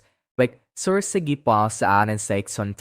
study is exactly the way she described it. The desk is enormous, and the bottom left drawer does not match it. She has a key because she is his wife, and she is his wife because he never let the divorce finish, and she says that sentence with an expression I would not want pointed at me. 6 promissory notes. She was right about all 6. Under them, a green accounting ledger, handwritten, the kind you buy at an office supply store, going back 3 years. 2 columns. On the left, money in from new investors. On the right, money out to old ones. Theo photographs every page on the kitchen counter, while Renata makes coffee nobody drinks. Camille reads the last page standing up and swears for the first time since I met her, because the last page has her name on it. Ashford Capital, 11 million, arriving in March of last year, and then that same 11 million walking straight back out over 19 months in payments to 9 other investors. Camille asks Renata why now. Renata says because her divorce attorney told her Julian's second wedding is in 8 days, and she has not been served. Then she says it flat, with no heat in her voice at all. She says she is not going to stop the wedding. She is going to let it happen, and then she is going to be very interested in what the state thinks about it. I do not sleep on the Friday night. At 1 in the morning, I am sitting on the floor of the shop I do not own yet, in the dark, with a space heater and a thermos, looking at a suit on a hanger hooked over a beam. Lily calls me at 1:30 because she cannot sleep either. She asks me straight out why I am going. I tell her the truth. I have been asking myself that for 11 days. The only answer I have got is that if I do not go, then the last time 300 people ever hear about me will be a 9-paragraph post written by Nadine Ward. She says that is a bad reason. I tell her I know and that it is the real one, and that I have another one underneath it that is better. I tell her that Vanessa is going to be charged with a $4 million fraud in about 6 weeks, and that somebody in that room needs to have warned her out loud in front of witnesses. Lily is quiet for a while. Then she says that our father would have gone, and that he would have worn a tie, and then she hangs up on me. And in our family, that means she loves me. Marco opens at 6, and I am the first person through the door. He looks at the suit and says finally, and nothing else. He will not let me pay for breakfast.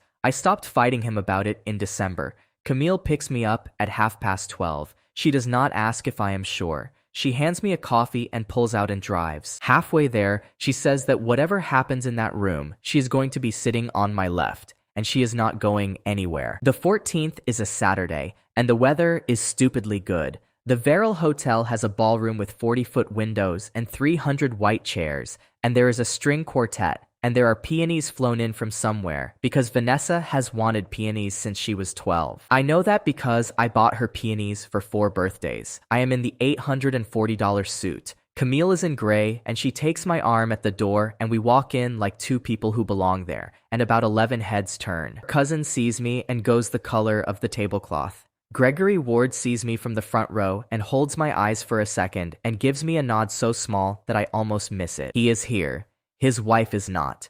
We sit 8 rows back on the bride's side because Camille says that if you are going to do something, you should do it from where they can see your face. At 2 o'clock, the quartet starts and 300 people stand up. Vanessa comes down the aisle on her father's arm in a dress that I know for a fact costs $11,000 because the invoice went to the Verrill, and the Verrill sends its invoices to whoever signed the contract. And whoever signed the contract is the whole reason the next 20 minutes happen, because Julian Pierce has never signed a piece of paper in his life if there is somebody standing next to him who will do it instead. The venue agreement for the Verrill Hotel, 300 covers, ballroom, bar, flowers, quartet, and cake, $94,000, was signed 6 weeks ago by Vanessa Ward. The officiant is a friend of Julian's from a club. He talks for 4 minutes about journeys. Then he asks Julian Pierce to say his vows, and Julian says them beautifully, and nothing happens, because the system cannot touch him and never could. Then he turns to Vanessa. She looks out at the room first. I do not know why. She looks out at 300 faces, and for about 1 second, she looks lost. The second panel opens on my left. Incoming lie. I have never been more certain of anything. She says it. She says she has never been more certain of anything in her life. Deduction, $11,000. Available balance, 0. Deficit applied to obligated contract. Nothing visible happens for about 90 seconds. The officiant keeps going. She keeps going. She says she trusts him completely. Deduction $9,400. Deficit applied to obligated contract. She says she has never been happier. Deduction $7,800. Deficit applied to obligated contract. And out in the lobby of the Verrill Hotel, a hold on a payment card fails, and then a second card fails, and then a banquet manager in a black suit starts walking very fast toward the ballroom doors. He comes down the side aisle. He does not want to be doing this. You can see him deciding 3 separate times to turn around and go back. He gets to the front and he leans into the officiant, and the officiant stops talking mid-sentence, and the quartet, which is watching the officiant, stops playing. 300 people go quiet at the same time, which is a sound I have never heard before. The banquet manager says something to Julian Pierce. Julian's face does a thing that I would pay money to see again. Then Julian says out loud, too loud, in a room with no music in it, that the arrangements are the bride's and that they will need to speak to her. He says it in front of 300 people at his own wedding, standing next to a woman in an $11,000 dress. The manager turns to Vanessa. He is very polite about it. He says the payment for the reception has been declined on all 3 cards on file, and that the contract is in her name. $94,000, and the bar has not even opened. Somebody in the back laughs. One person, badly, the way people laugh when they are frightened, and then 100 people are whispering. Vanessa stands there holding peonies, and then the officiant, because he is a friend of Julian's from a club and has no idea what else to do, reaches for the oldest line in the book, and asks if anyone present knows any reason why these two should not be joined. Camille's hand closes on my wrist, which I think is meant to hold me down, and I stand up anyway. 300 faces turn around. I do not accuse him. I want to. I have wanted to for 2 months, and I have a notebook in my jacket with 140 lines in it. I look at Vanessa and I ask her one question, and I ask it quietly, and the room is so silent that quietly is enough. I ask her whether Julian has ever told her what is in the bottom left drawer of his desk. She does not answer. She does not have to. Everything I need to know goes across her face in about a second and a half. Then I say the only other thing I came to say. I tell her I am not here to stop this. I tell her I am here so that when somebody asks her later whether anybody ever warned her, there will be 300 people in this room who can say that somebody did. And then I sit down. Gregory Ward is looking at the floor. Camille is looking at Julian Pierce, who is looking at me with an expression I will think about for a long time. The officiant, God help him, asks Vanessa if she takes this man. She says she does. Nothing is deducted. That one was true, and nothing else that afternoon lands on me half as hard. They are married at 18 minutes past 2, and the reception does not happen, and 300 people file out into a lobby with no bar and stand around in clumps saying the same 4 sentences to each other. I am halfway to the doors when a man in a windbreaker walks past me, going the other way, holding a blue-backed envelope, straight up the aisle, against the crowd. He is very calm. He has done this 1,000 times. He stops in front of the groom, says his full name, asks him to confirm it, and puts the envelope in his hand. Julian Pierce is served with divorce papers by his first wife 11 minutes after marrying his second one, which means that at 18 minutes past 2 this afternoon, in front of 300 witnesses, in a room he paid for with somebody else's signature, Julian Pierce married a woman he was not legally free to marry. There is no marriage. There is no wife. There is no privilege. Every single thing he has done for 4 months, every note in that drawer, every statement he made her sign, every day of the ring on her finger, was built on top of a wedding that does not exist. And standing at the back of the Verrill ballroom in a black coat, watching it land, is a 41-year-old anesthesiologist who filed her papers in March and simply waited. The lobby of the Verrill after that wedding is the strangest room I have ever stood in. 300 people in formal clothes at 3 in the afternoon, with nowhere to go and nothing to drink, and a hotel that will not open a bar against an unpaid contract. Somebody's children are running on the marble because children do not care. The quartet packs up. The peonies stay where they are. The clumps form fast, and they form by loyalty. Julian's people by the doors, the Ward family by the desk, everybody else in the middle, taking pictures of nothing, texting. Julian Pierce leaves alone. 11 minutes after his own wedding, holding a blue-backed envelope, through a service corridor, because the front is full of investors. 200 of those people put money into his fund. About 40 of them work out what they have just seen before they get to the parking garage. Vanessa stands by the windows in the $11,000 dress with the garment bag balance still unpaid, and for a while nobody goes near her. Then Gregory Ward crosses that lobby. Everybody watches him do it. He does not say anything to her that anybody can hear. He takes off his jacket and puts it around her shoulders and stands there. That is the moment I stop being able to enjoy any of it. And Camille takes my arm and steers me toward the doors before I do something stupid like speak. Nadine gets to us first. She has been crying, and this time it is not performance, because she is not looking at my face to see if it is working. She says 3 words. She says you were right. Then she asks me what happens to her cousin now.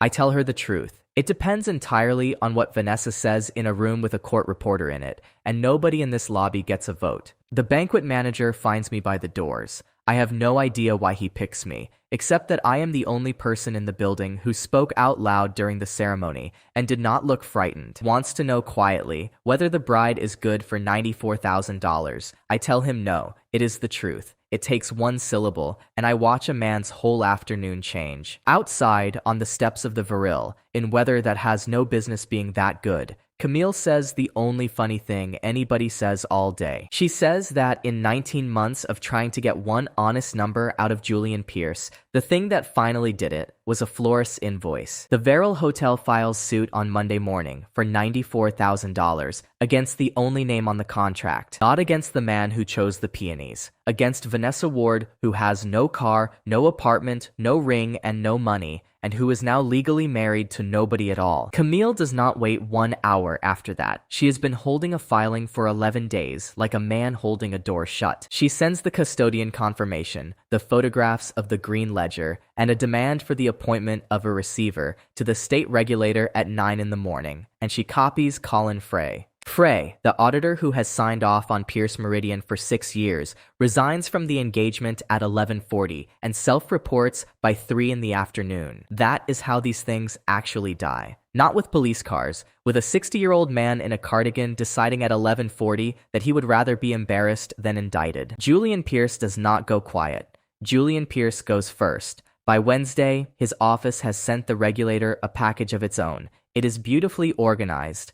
There is a cover letter. It contains 9 quarterly statements signed by Vanessa Ward, the management representation letter signed by Vanessa Ward, and a memorandum from Julian Pierce expressing his shock and his full cooperation. His position is that a marketing associate with access to the templates was preparing and issuing statements without oversight, and that he has been the victim of a person he trusted with his life, whom he had recently and regrettably become involved with. He is going to feed her to it. He is going to feed her to it slowly and with a sad face and in writing. Theo reads the memorandum out loud in the conference room, and by the end of it, he is standing up, and his voice has gone thin. Camille asks Theo to sit down. Then she calls Renata Pierce and asks a single question about the divorce filing, and listens, and hangs up and says one word: bigamy. Reeve and Colton, the firm that has represented Julian Pierce and Pierce Meridian since the day it opened, withdraws from all engagements on Friday morning. They do not withdraw because he is a thief.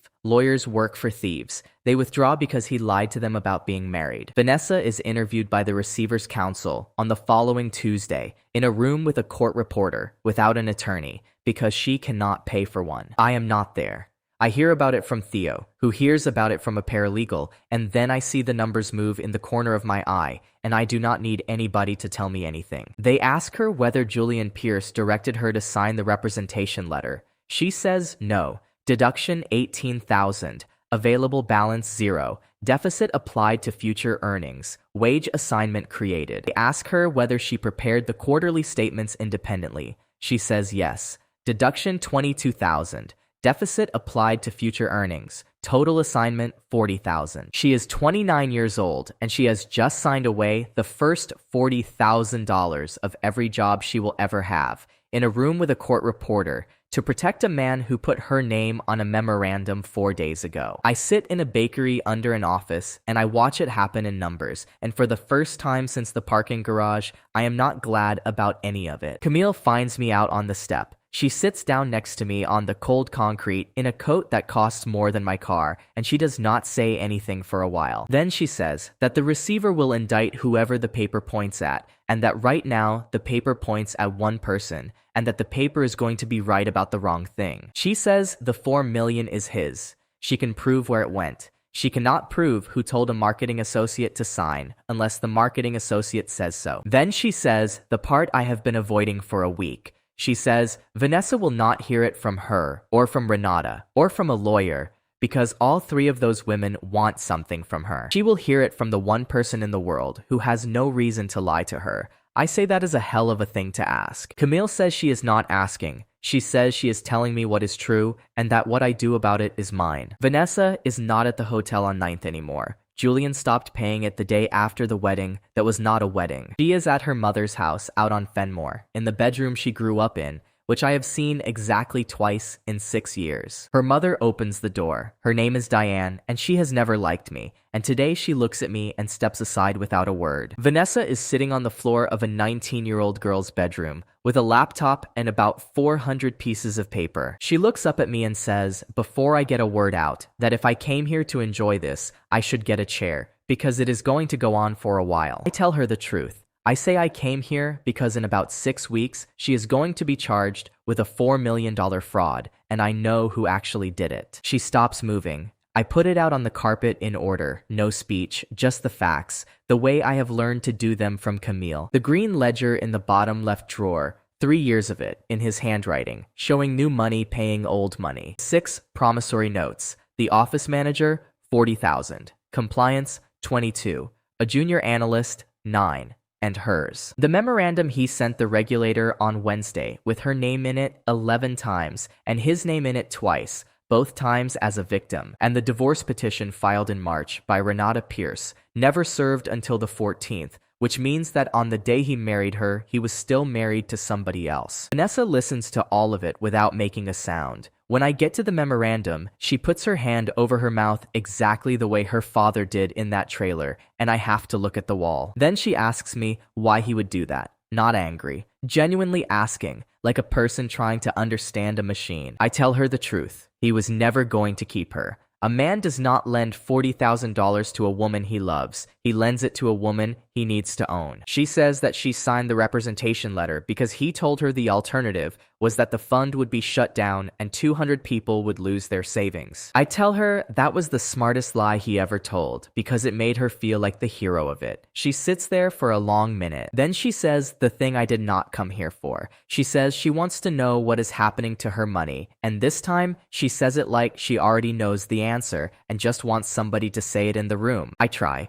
God help me, I try properly this time. I open my mouth to say there is a system. What comes out is that she should keep a record of what she says. She stares at me, and then, very slowly, she says that she has been keeping one since October, and she reaches into the 400 pieces of paper and pulls out a spiral notebook. 2 columns. On the left, things she said. On the right, amounts and times. 61 pages. She has been doing exactly what I have been doing from the other side, and neither of us could ever say it out loud. She turns to a page near the front and she reads me her own handwriting. Told Dad the bank made an error, 10:14 in the morning, $2,000. Then she looks up and asks me if it is me, not whether I did it. Whether it is me, the way you would ask whether a storm is your fault. I tell her the truth. I say it started the night she told me the elevator was stuck, and that I did not ask for it, and that I cannot turn it off, and that I have never once been able to say a single word about it to anybody, including Marco, including Camille, including her. She says that is the first thing anybody has told her in 3 months that explains anything.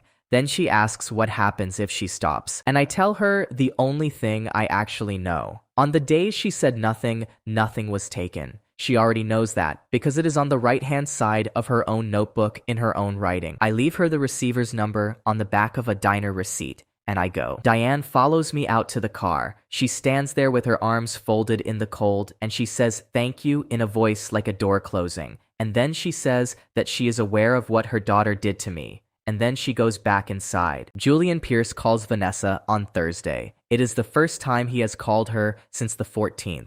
He wants to meet at a restaurant out by the county line where nobody from town eats. She tells me afterward, in a phone call that lasts 4 minutes and that I record nothing of, because I have promised myself I am not going to become him. He came with an envelope. Inside it were her promissory note, marked paid, and $35,000 in cash. The terms were simple and he did not even bother to dress them up. She leaves the state, she does not speak to the receiver, and if she is ever asked, she says what is in the memorandum. He told her that she is going to be charged either way, and that with $35,000, she can at least be somewhere warm. And Vanessa Ward, who has lied about parking spaces and elevators and hotel rooms and October 11th, who has cost herself $240,000 in 4 months with her own mouth, sat in a restaurant out by the county line and said no. Nothing was deducted, nothing at all. She tells me on the phone that it was the first time in months she had said something out loud without waiting for her phone to buzz, and that she sat in her mother's car in the parking lot afterward for 20 minutes just breathing. I do not tell her I am proud of her, because that would be a strange thing to say, and I have not earned the right to say it. I tell her that the receiver takes appointments at 9. She goes in on Monday with her 61-page notebook and she talks for 6 hours. Notebook is the thing that does it. Not the ledger, not Camille's custodian file, not my 140 lines. Because a green ledger in a drawer proves there was a hole. 61 pages of a woman writing down every lie she was asked to tell, with the date and the hour, proves who was standing over her when she told it. Page 19, he said, say yes to Frey, 4:30 on the 9th. Page 27, he said, sign it tonight. It goes out at 6:40 on the 30th. The receiver freezes Pierce Meridian on Wednesday morning. They take the servers out of the Harrow Street office in gray crates, and there is a photographer from the business section standing across the street because somebody always calls a photographer. Julian Pierce is arrested on Thursday at 4 in the afternoon at his home, on the fraud, and separately on the bigamy, which is a smaller charge and the one that follows him around the internet forever. Camille watches the news clip in the conference room, with her arms crossed and her face absolutely still. Then she asks Theo to pull the recovery numbers, and Theo says 6,800,000 recoverable of the 11, and she nods once and goes into her office and shuts the door. I do not follow her in. She spent 19 months being handled by a charming man and being told by her own uncles that she was paranoid, and she is entitled to 20 minutes with the door shut. The receiver writes to 211 investors in the first week of March. The letter is 4 pages of careful language, and the only number that matters is on page 3. Recoverable assets are currently estimated at 58 cents on the dollar. Esther Pohl, 90 years old, $410,000, gets that letter on a Tuesday and calls Camille's direct line herself. Camille takes that call standing up in the middle of the office with everybody watching, and she is on it for 26 minutes, and she does not sit down once. Afterward, she goes into her office and comes out about a minute later and asks Theo to model what happens to the recovery pool if her own fund subordinates its claim behind the individual households. Theo runs it. Ashford Capital takes 11 cents on the dollar. Every household on Ellis Ashford's original envelope takes 100. Warren Ashford votes for it. He does not make a speech about it. He raises his hand and says "I" and looks at the table. That is the only board vote I ever hear about at that firm that takes under 2 minutes. In a waiting room on the 4th floor of the county building, Vanessa Ward sits with a spiral notebook on her knees and a lawyer she qualified for through the public defender's office, and she is early by 50 minutes because she has nowhere else to be. I spend most of that spring in a storage unit in Kearney with a wire brush and a gallon of solvent, taking 69 years off a lathe, one flat surface at a time. It is good work for a bad brain. Your hands go and your head goes somewhere else, and where my head goes over and over is the 5th year, not the 6th. Everybody wants the 6th year, the garage and the boss and the messages, because the 6th year has a villain in it. The 5th year is mine. That is the year she started coming home at 9, and I stopped asking why. That is the year she went to Chicago for a conference, and I did not ask which one. That is the year I signed a personal line of credit on a Sunday morning without reading the second page, because reading the second page would have meant saying out loud that I did not trust her, and I would rather owe $19,000 than say that at a kitchen table. I dictation beans, notortu chilgar halves, knife, nation beans, my fro. I've spent 4 months being the most honest man in every room I walk into, and I have been telling myself it is a curse a system put on me. It is not. It is the first time in 6 years I have not had a choice about it, and the thing I have to sit with a wire brush in my hand, is what I did with the choice when I had it. I told the truth to everybody except myself, and I did it for 4 solid years, and no system took a single dollar off me for it. That is the bill that does not show up on a phone. Vic comes out to Kearney most Saturdays that spring. He does not help. He stands there with coffee and tells me I am doing it wrong. In April, he brings his son-in-law's flatbed, and we move the whole thing to Wallace Street. And it takes 6 hours and 2 arguments and 1 dropped chain block that misses my foot by about 4 inches. Warren Ashford sends the shop a package in May with no note. It is a set of Starrett gauge blocks in a wooden case from 1960-something, worn. Theo finds out later that they were Ellis Ashford's, from a machine shop the old man had a stake in for a while in the 70s, and that Warren has had them in a drawer for 4 years. There is still no note. I write him one and get no answer, and that is exactly how I expect it to go. Vanessa is charged 11 days later with 2 counts, and both of them are the small ones, and she is going to plead to them. The receiver's counsel puts it in writing to her, which is the closest thing to kindness that system produces. Cooperating witness. No custodial recommendation. Restitution order names the auto deficiency and the personal line,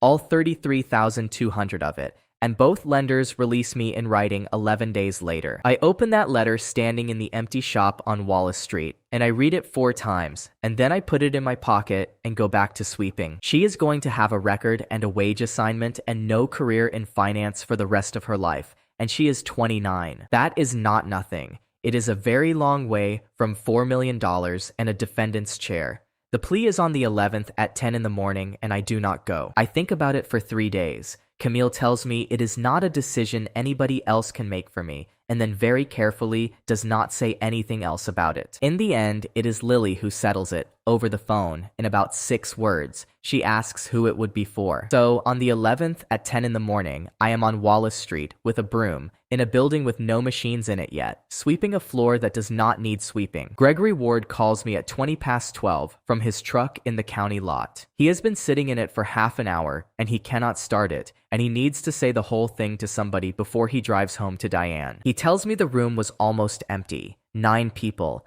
2 of them were reporters and 1 was a law student. He tells me that his daughter stood up and said guilty twice, once for each count, and that her voice did not shake either time. He tells me she asked the judge if she could say something, and the judge let her, and she said 11 words. She said she knew what she was signing, and she signed it anyway. Then Gregory Ward says the thing he actually called to say, and it takes him a long time to get it out. He says that for 4 months, he has been telling himself that the man did it to her. He says he sat in that room this morning and listened to her not say that. He says he does not know what to do with a daughter he is proud of for about 9 seconds in the middle of the worst day of his life. I do not have an answer for him. I tell him he should probably drive home to his wife. He says one more thing before he hangs up. He says Diane wants to know if I would come to the house sometime, and that she is aware it is a lot to ask, and that he told her it was. I go in April. It is the worst 2 hours I spend all year, and I am glad I went. Diane has made too much food.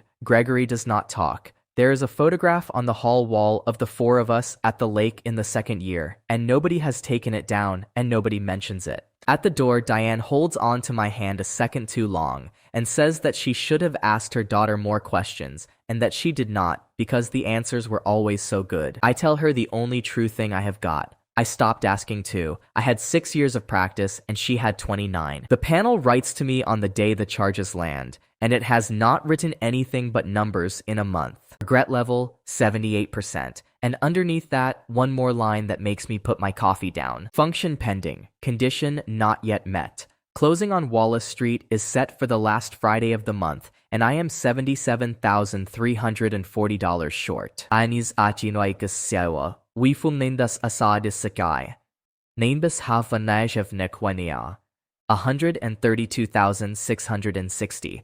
Doris Pelletier wants 210, and Doris Pelletier is 83 and does not care about my month. I go to tell her I cannot do it. That is the truth, and I owe her the truth in person. So I drive out with my hat in my hand. She makes me tea I do not want, and she listens, and then she says she will hold it 1 more week and not 1 day past, because there is a man from a development company who calls her every Tuesday. Then she says a thing that stays with me. She says her husband carried my father for 4 months in 1991 and never once mentioned it to anybody, and that a person only gets so many chances to be that kind of person. I do not know how the town finds out. I have told exactly 2 people, and one of them is 83. Vic Delgado shows up at the storage unit in Kearney on Tuesday morning with a folder, and he does not say hello. He sold the press break, the one he drove to Allentown with me to buy, the one that saved my alibi on October 11th, because the way station receipt has both our names on it. $25,000. He puts the check on the tailstock of my father's lathe and tells me that a brake is a machine and a floor is a life, and that he intends to be paid back in wages over about 9 years. Marco is next, and Marco does not knock either. $18,000 in a cashier's check, folded once. It is the rent I prepaid him. He went to the landlord, canceled 15 of the 18 months, took the refund, and brought it straight to me, and he is furious about the whole thing the entire time he is handing it over. He tells me the coffee chain can have the corner in a year and a half, and he will be 73 and he will be fine. I say no.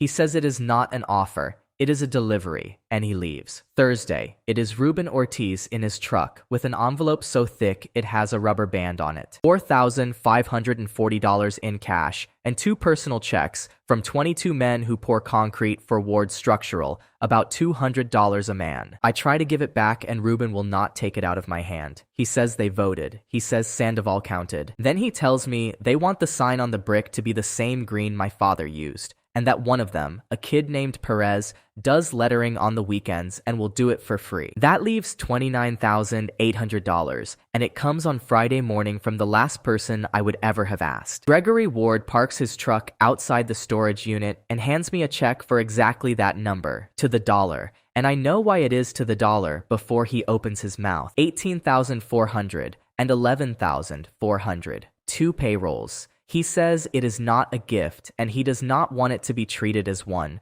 and he has been sitting on it for 2 months because he could not make himself come. Then he stands there in the cold with his hands in his jacket and says the sentence he actually drove out here to say. He says his daughter is going to plead guilty on the 11th, and that she asked him not to come, and that he is going to come anyway, and he wanted to say it out loud to somebody who would not tell him it was going to be fine. I do not tell him it is going to be fine. We stand in a storage yard in Kearney in December, 2 men who have both been lied to by the same person, not friends and never going to be, and it is enough. I close on Wallace Street on the last Friday of the month at a kitchen table with a plate of shortbread on it. $210,000. Doris Pelletier signs first, in handwriting that goes all over the place, and she hands me a key on a loop of green wire. She tells me it is the key her husband handed my father in 1988. And that she has kept it in a drawer for 2 years because she did not want to give it to a developer. I sit in my car outside her house for a while before I start it. The lathe comes home on a flatbed on the Saturday. Vic backs it in. Perez does the lettering on the brick the following weekend in the right green and gets the O wrong and does it again and will not take money. Cole Machine Works on the brick where it has not been for 2 years. The first outside job through the door is 32 sprocket blanks for a conveyor outfit in Rockhaven, and I take it because I am greedy and because I want to see the name on an invoice. I cut the whole run 4/1000ths undersize on the bore. 32 parts, 2 days of stock and time. Vic finds it on the first article check and puts one on the bench in front of me without a word. I call the customer that afternoon and tell him straight before he finds it that the run is scrap and it is mine, and he will have his parts Friday at the quoted price. He is quiet for a second and then he says that in 19 years nobody has ever called him first. I recut the whole lot over the weekend. It cost the shop $2,100 in stock and about 30 hours. In a month where we have $12,000 in the bank. Vic says I am an idiot for eating it, and then quotes the same customer 3 more jobs by August and gets all 3. That is the entire business plan of Cole Machine Works, and it is not a plan. It is just the only setting I have got left. Lily comes home for the winter break and stands in the empty shop with her hands in her sleeves and cries, and then makes fun of me for the way I am standing. Camille Ashford comes on a Tuesday in January, when the floor is swept and the power is on, and there is exactly 1 machine in a building meant for 11. She walks the whole length of it without saying anything. She looks at the ceiling, the beams, the light coming through the high windows. Then she puts a folder on the bench. It is a purchase order. 4 of the companies her fund holds buy machined parts, and 3 of them buy them from out of state. And she has had Theo run the numbers, and it is cheaper to buy them from a shop on Wallace Street. $84,000 over the first year, if I can hold the tolerances, and she says the if out loud and means it. I tell her that if she is doing this because she feels something about me,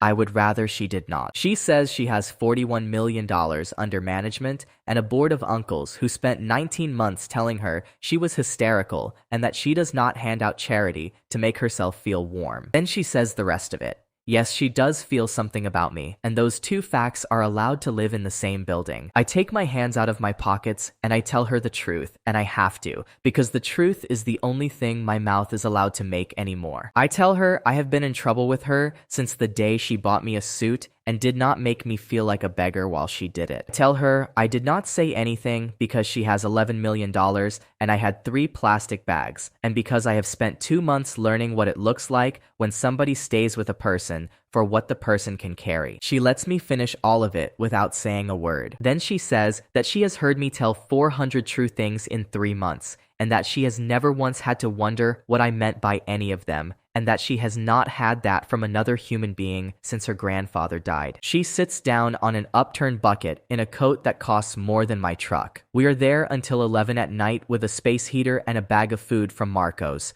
and nothing happens except that I do not want her to leave, and I say so, out loud, because I cannot do it any other way. She says good and stays another hour. Vanessa comes to the shop in February, 4 days before she leaves for her aunt's place in Arizona. She pleaded on the 11th. 2 counts, 3 years probation, a wage assignment, restitution she will be paying until she is close to 50, and no custody, because a 61-page notebook bought her that. Her father was in the 3rd row. She told me later she saw him and could not look up. She stands in the doorway of my father's shop in a coat I do not recognize, which means it is not one I paid for, and she asks if she can come in. We sit on 2 buckets. The lathe is between us, which is probably for the best. She says she is not here to apologize because she has worked out that an apology from her is worth nothing and would just be one more thing she is asking me to hold. I tell her she is right, and she laughs at that, which is the first real laugh I have heard out of her in a year. She tells me it has been 91 days since she said anything untrue. She keeps the notebook still, not the one the receiver has, a new one. Same 2 columns, and the right-hand column is empty all the way down, and she says it is the only thing she has that she is proud of. Then she asks me for one thing, and it is the only thing she asks me for. She asks me to tell her the truth about whether I loved her at the end in the last year, when she was already doing what she was doing. I do not dress it up. I cannot. I tell her that I loved her in the first 4 years the way you love somebody you are building something with, and that in the 5th year, I stopped asking her questions because I did not want the answers. I tell her that by the last year, I was not in love with her. I was in the habit of her, and I was proud of the habit, and I mistook the pride for the other thing. I tell her that on the night at the Varel, when she said she took him, nothing was deducted, and that I have thought about that more than anything else that happened in 4 months. She sits with that. She does not cry, and she does not argue. Then she says, thank you, and she says it like a person putting something down that they have been carrying with both arms. At the door, she turns around. She says she has one question left, and she asks it plainly.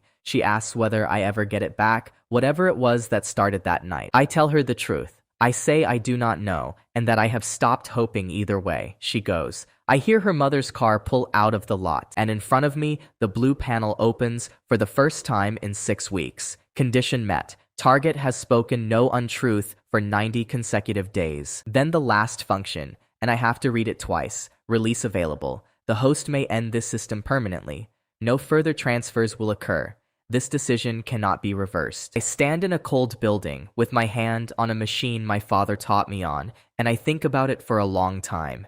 And I am not proud of how long, because it has paid for a lot. A semester of school, 2 payrolls, a diner corner, 60 years of green paint on brick. And because there is a small, dirty part of me that wants to keep a leash on a woman who is driving to Arizona on Saturday, just in case. That is the part I have to look at directly. That is the whole test, and I know it while it is happening. So I say the word out loud in an empty shop, and I feel like an idiot, and it works anyway. Release. Total transferred to host, $246,700. Total lies recorded, 318. Regret system closing. And then the last line it ever writes, and it is not a rule, and it is not a number. You may lie now. Try not to. The blue goes out. The corner of my eye is just a corner again, and the building is very quiet, and the space heater clicks. I sit down on the bucket for about 10 minutes. Then I turn the lights off, and I lock up with a key on a loop of green wire, and I drive to the diner, because Marco closes at 3, and it is 1:45. The shop has 4 people on the floor by spring. Vic runs it and complains about everything. Perez comes over from Ward Structural because he wanted to learn a trade, and a kid who can letter a curve freehand reads a print in about a week. The 4th is a woman named Alma Reyes, who was the compliance officer at Pierce Meridian and lost her license and her job and had $22,000 of a promissory note hanging over her the whole time. She is not a machinist. She keeps the books, and she is very good at it. And she has never once been asked in this building to sign something she has not read. Julian Pierce is sentenced in September, 6 years on the fraud. The bigamy runs concurrent and is the thing everybody actually talks about. Renata Pierce sells the house with the desk in it and moves to a smaller one near the hospital, and Camille sends her flowers on the day the divorce finalizes, which I would not have thought of. Camille's fund recovers $6,800,000 of 11, and her uncles vote her a bonus, and she takes the bonus and puts all of it into the receiver's restitution pool for the 200 smaller investors and does not tell the uncles until after. She tells me about it in the truck on a Thursday, in about 11 words, the way she does everything. Gregory Ward finishes the Marchetti garage in June, 11 weeks late, and sends Wallace Street its first outside purchase order for 460 stair brackets. He still does not say very much to me. He sends work. In his language, that is a paragraph. I get one letter from Arizona, no return address, postmarked Flagstaff. It is 4 sentences long. It says she is working at a tire place, doing the counter and the books. It says the wage assignment takes the first part of everything, and she is used to it. It says the notebook is up to 280-something days, and she has stopped counting on purpose. And it says she does not expect an answer, and I do not send one, and I keep the letter in the drawer of the desk in the office at the back of the shop. Marco's landlord sells the corner in October, and the buyer is not a coffee chain. The buyer is a woman who runs a bakery under an office on Kensington and who has been looking for a second location. Camille denies having anything to do with it. That is the only lie she has ever told me, and I let her have it. Lily graduates in 2 years. She is going to be a nurse, and she is going to be a terrifying one.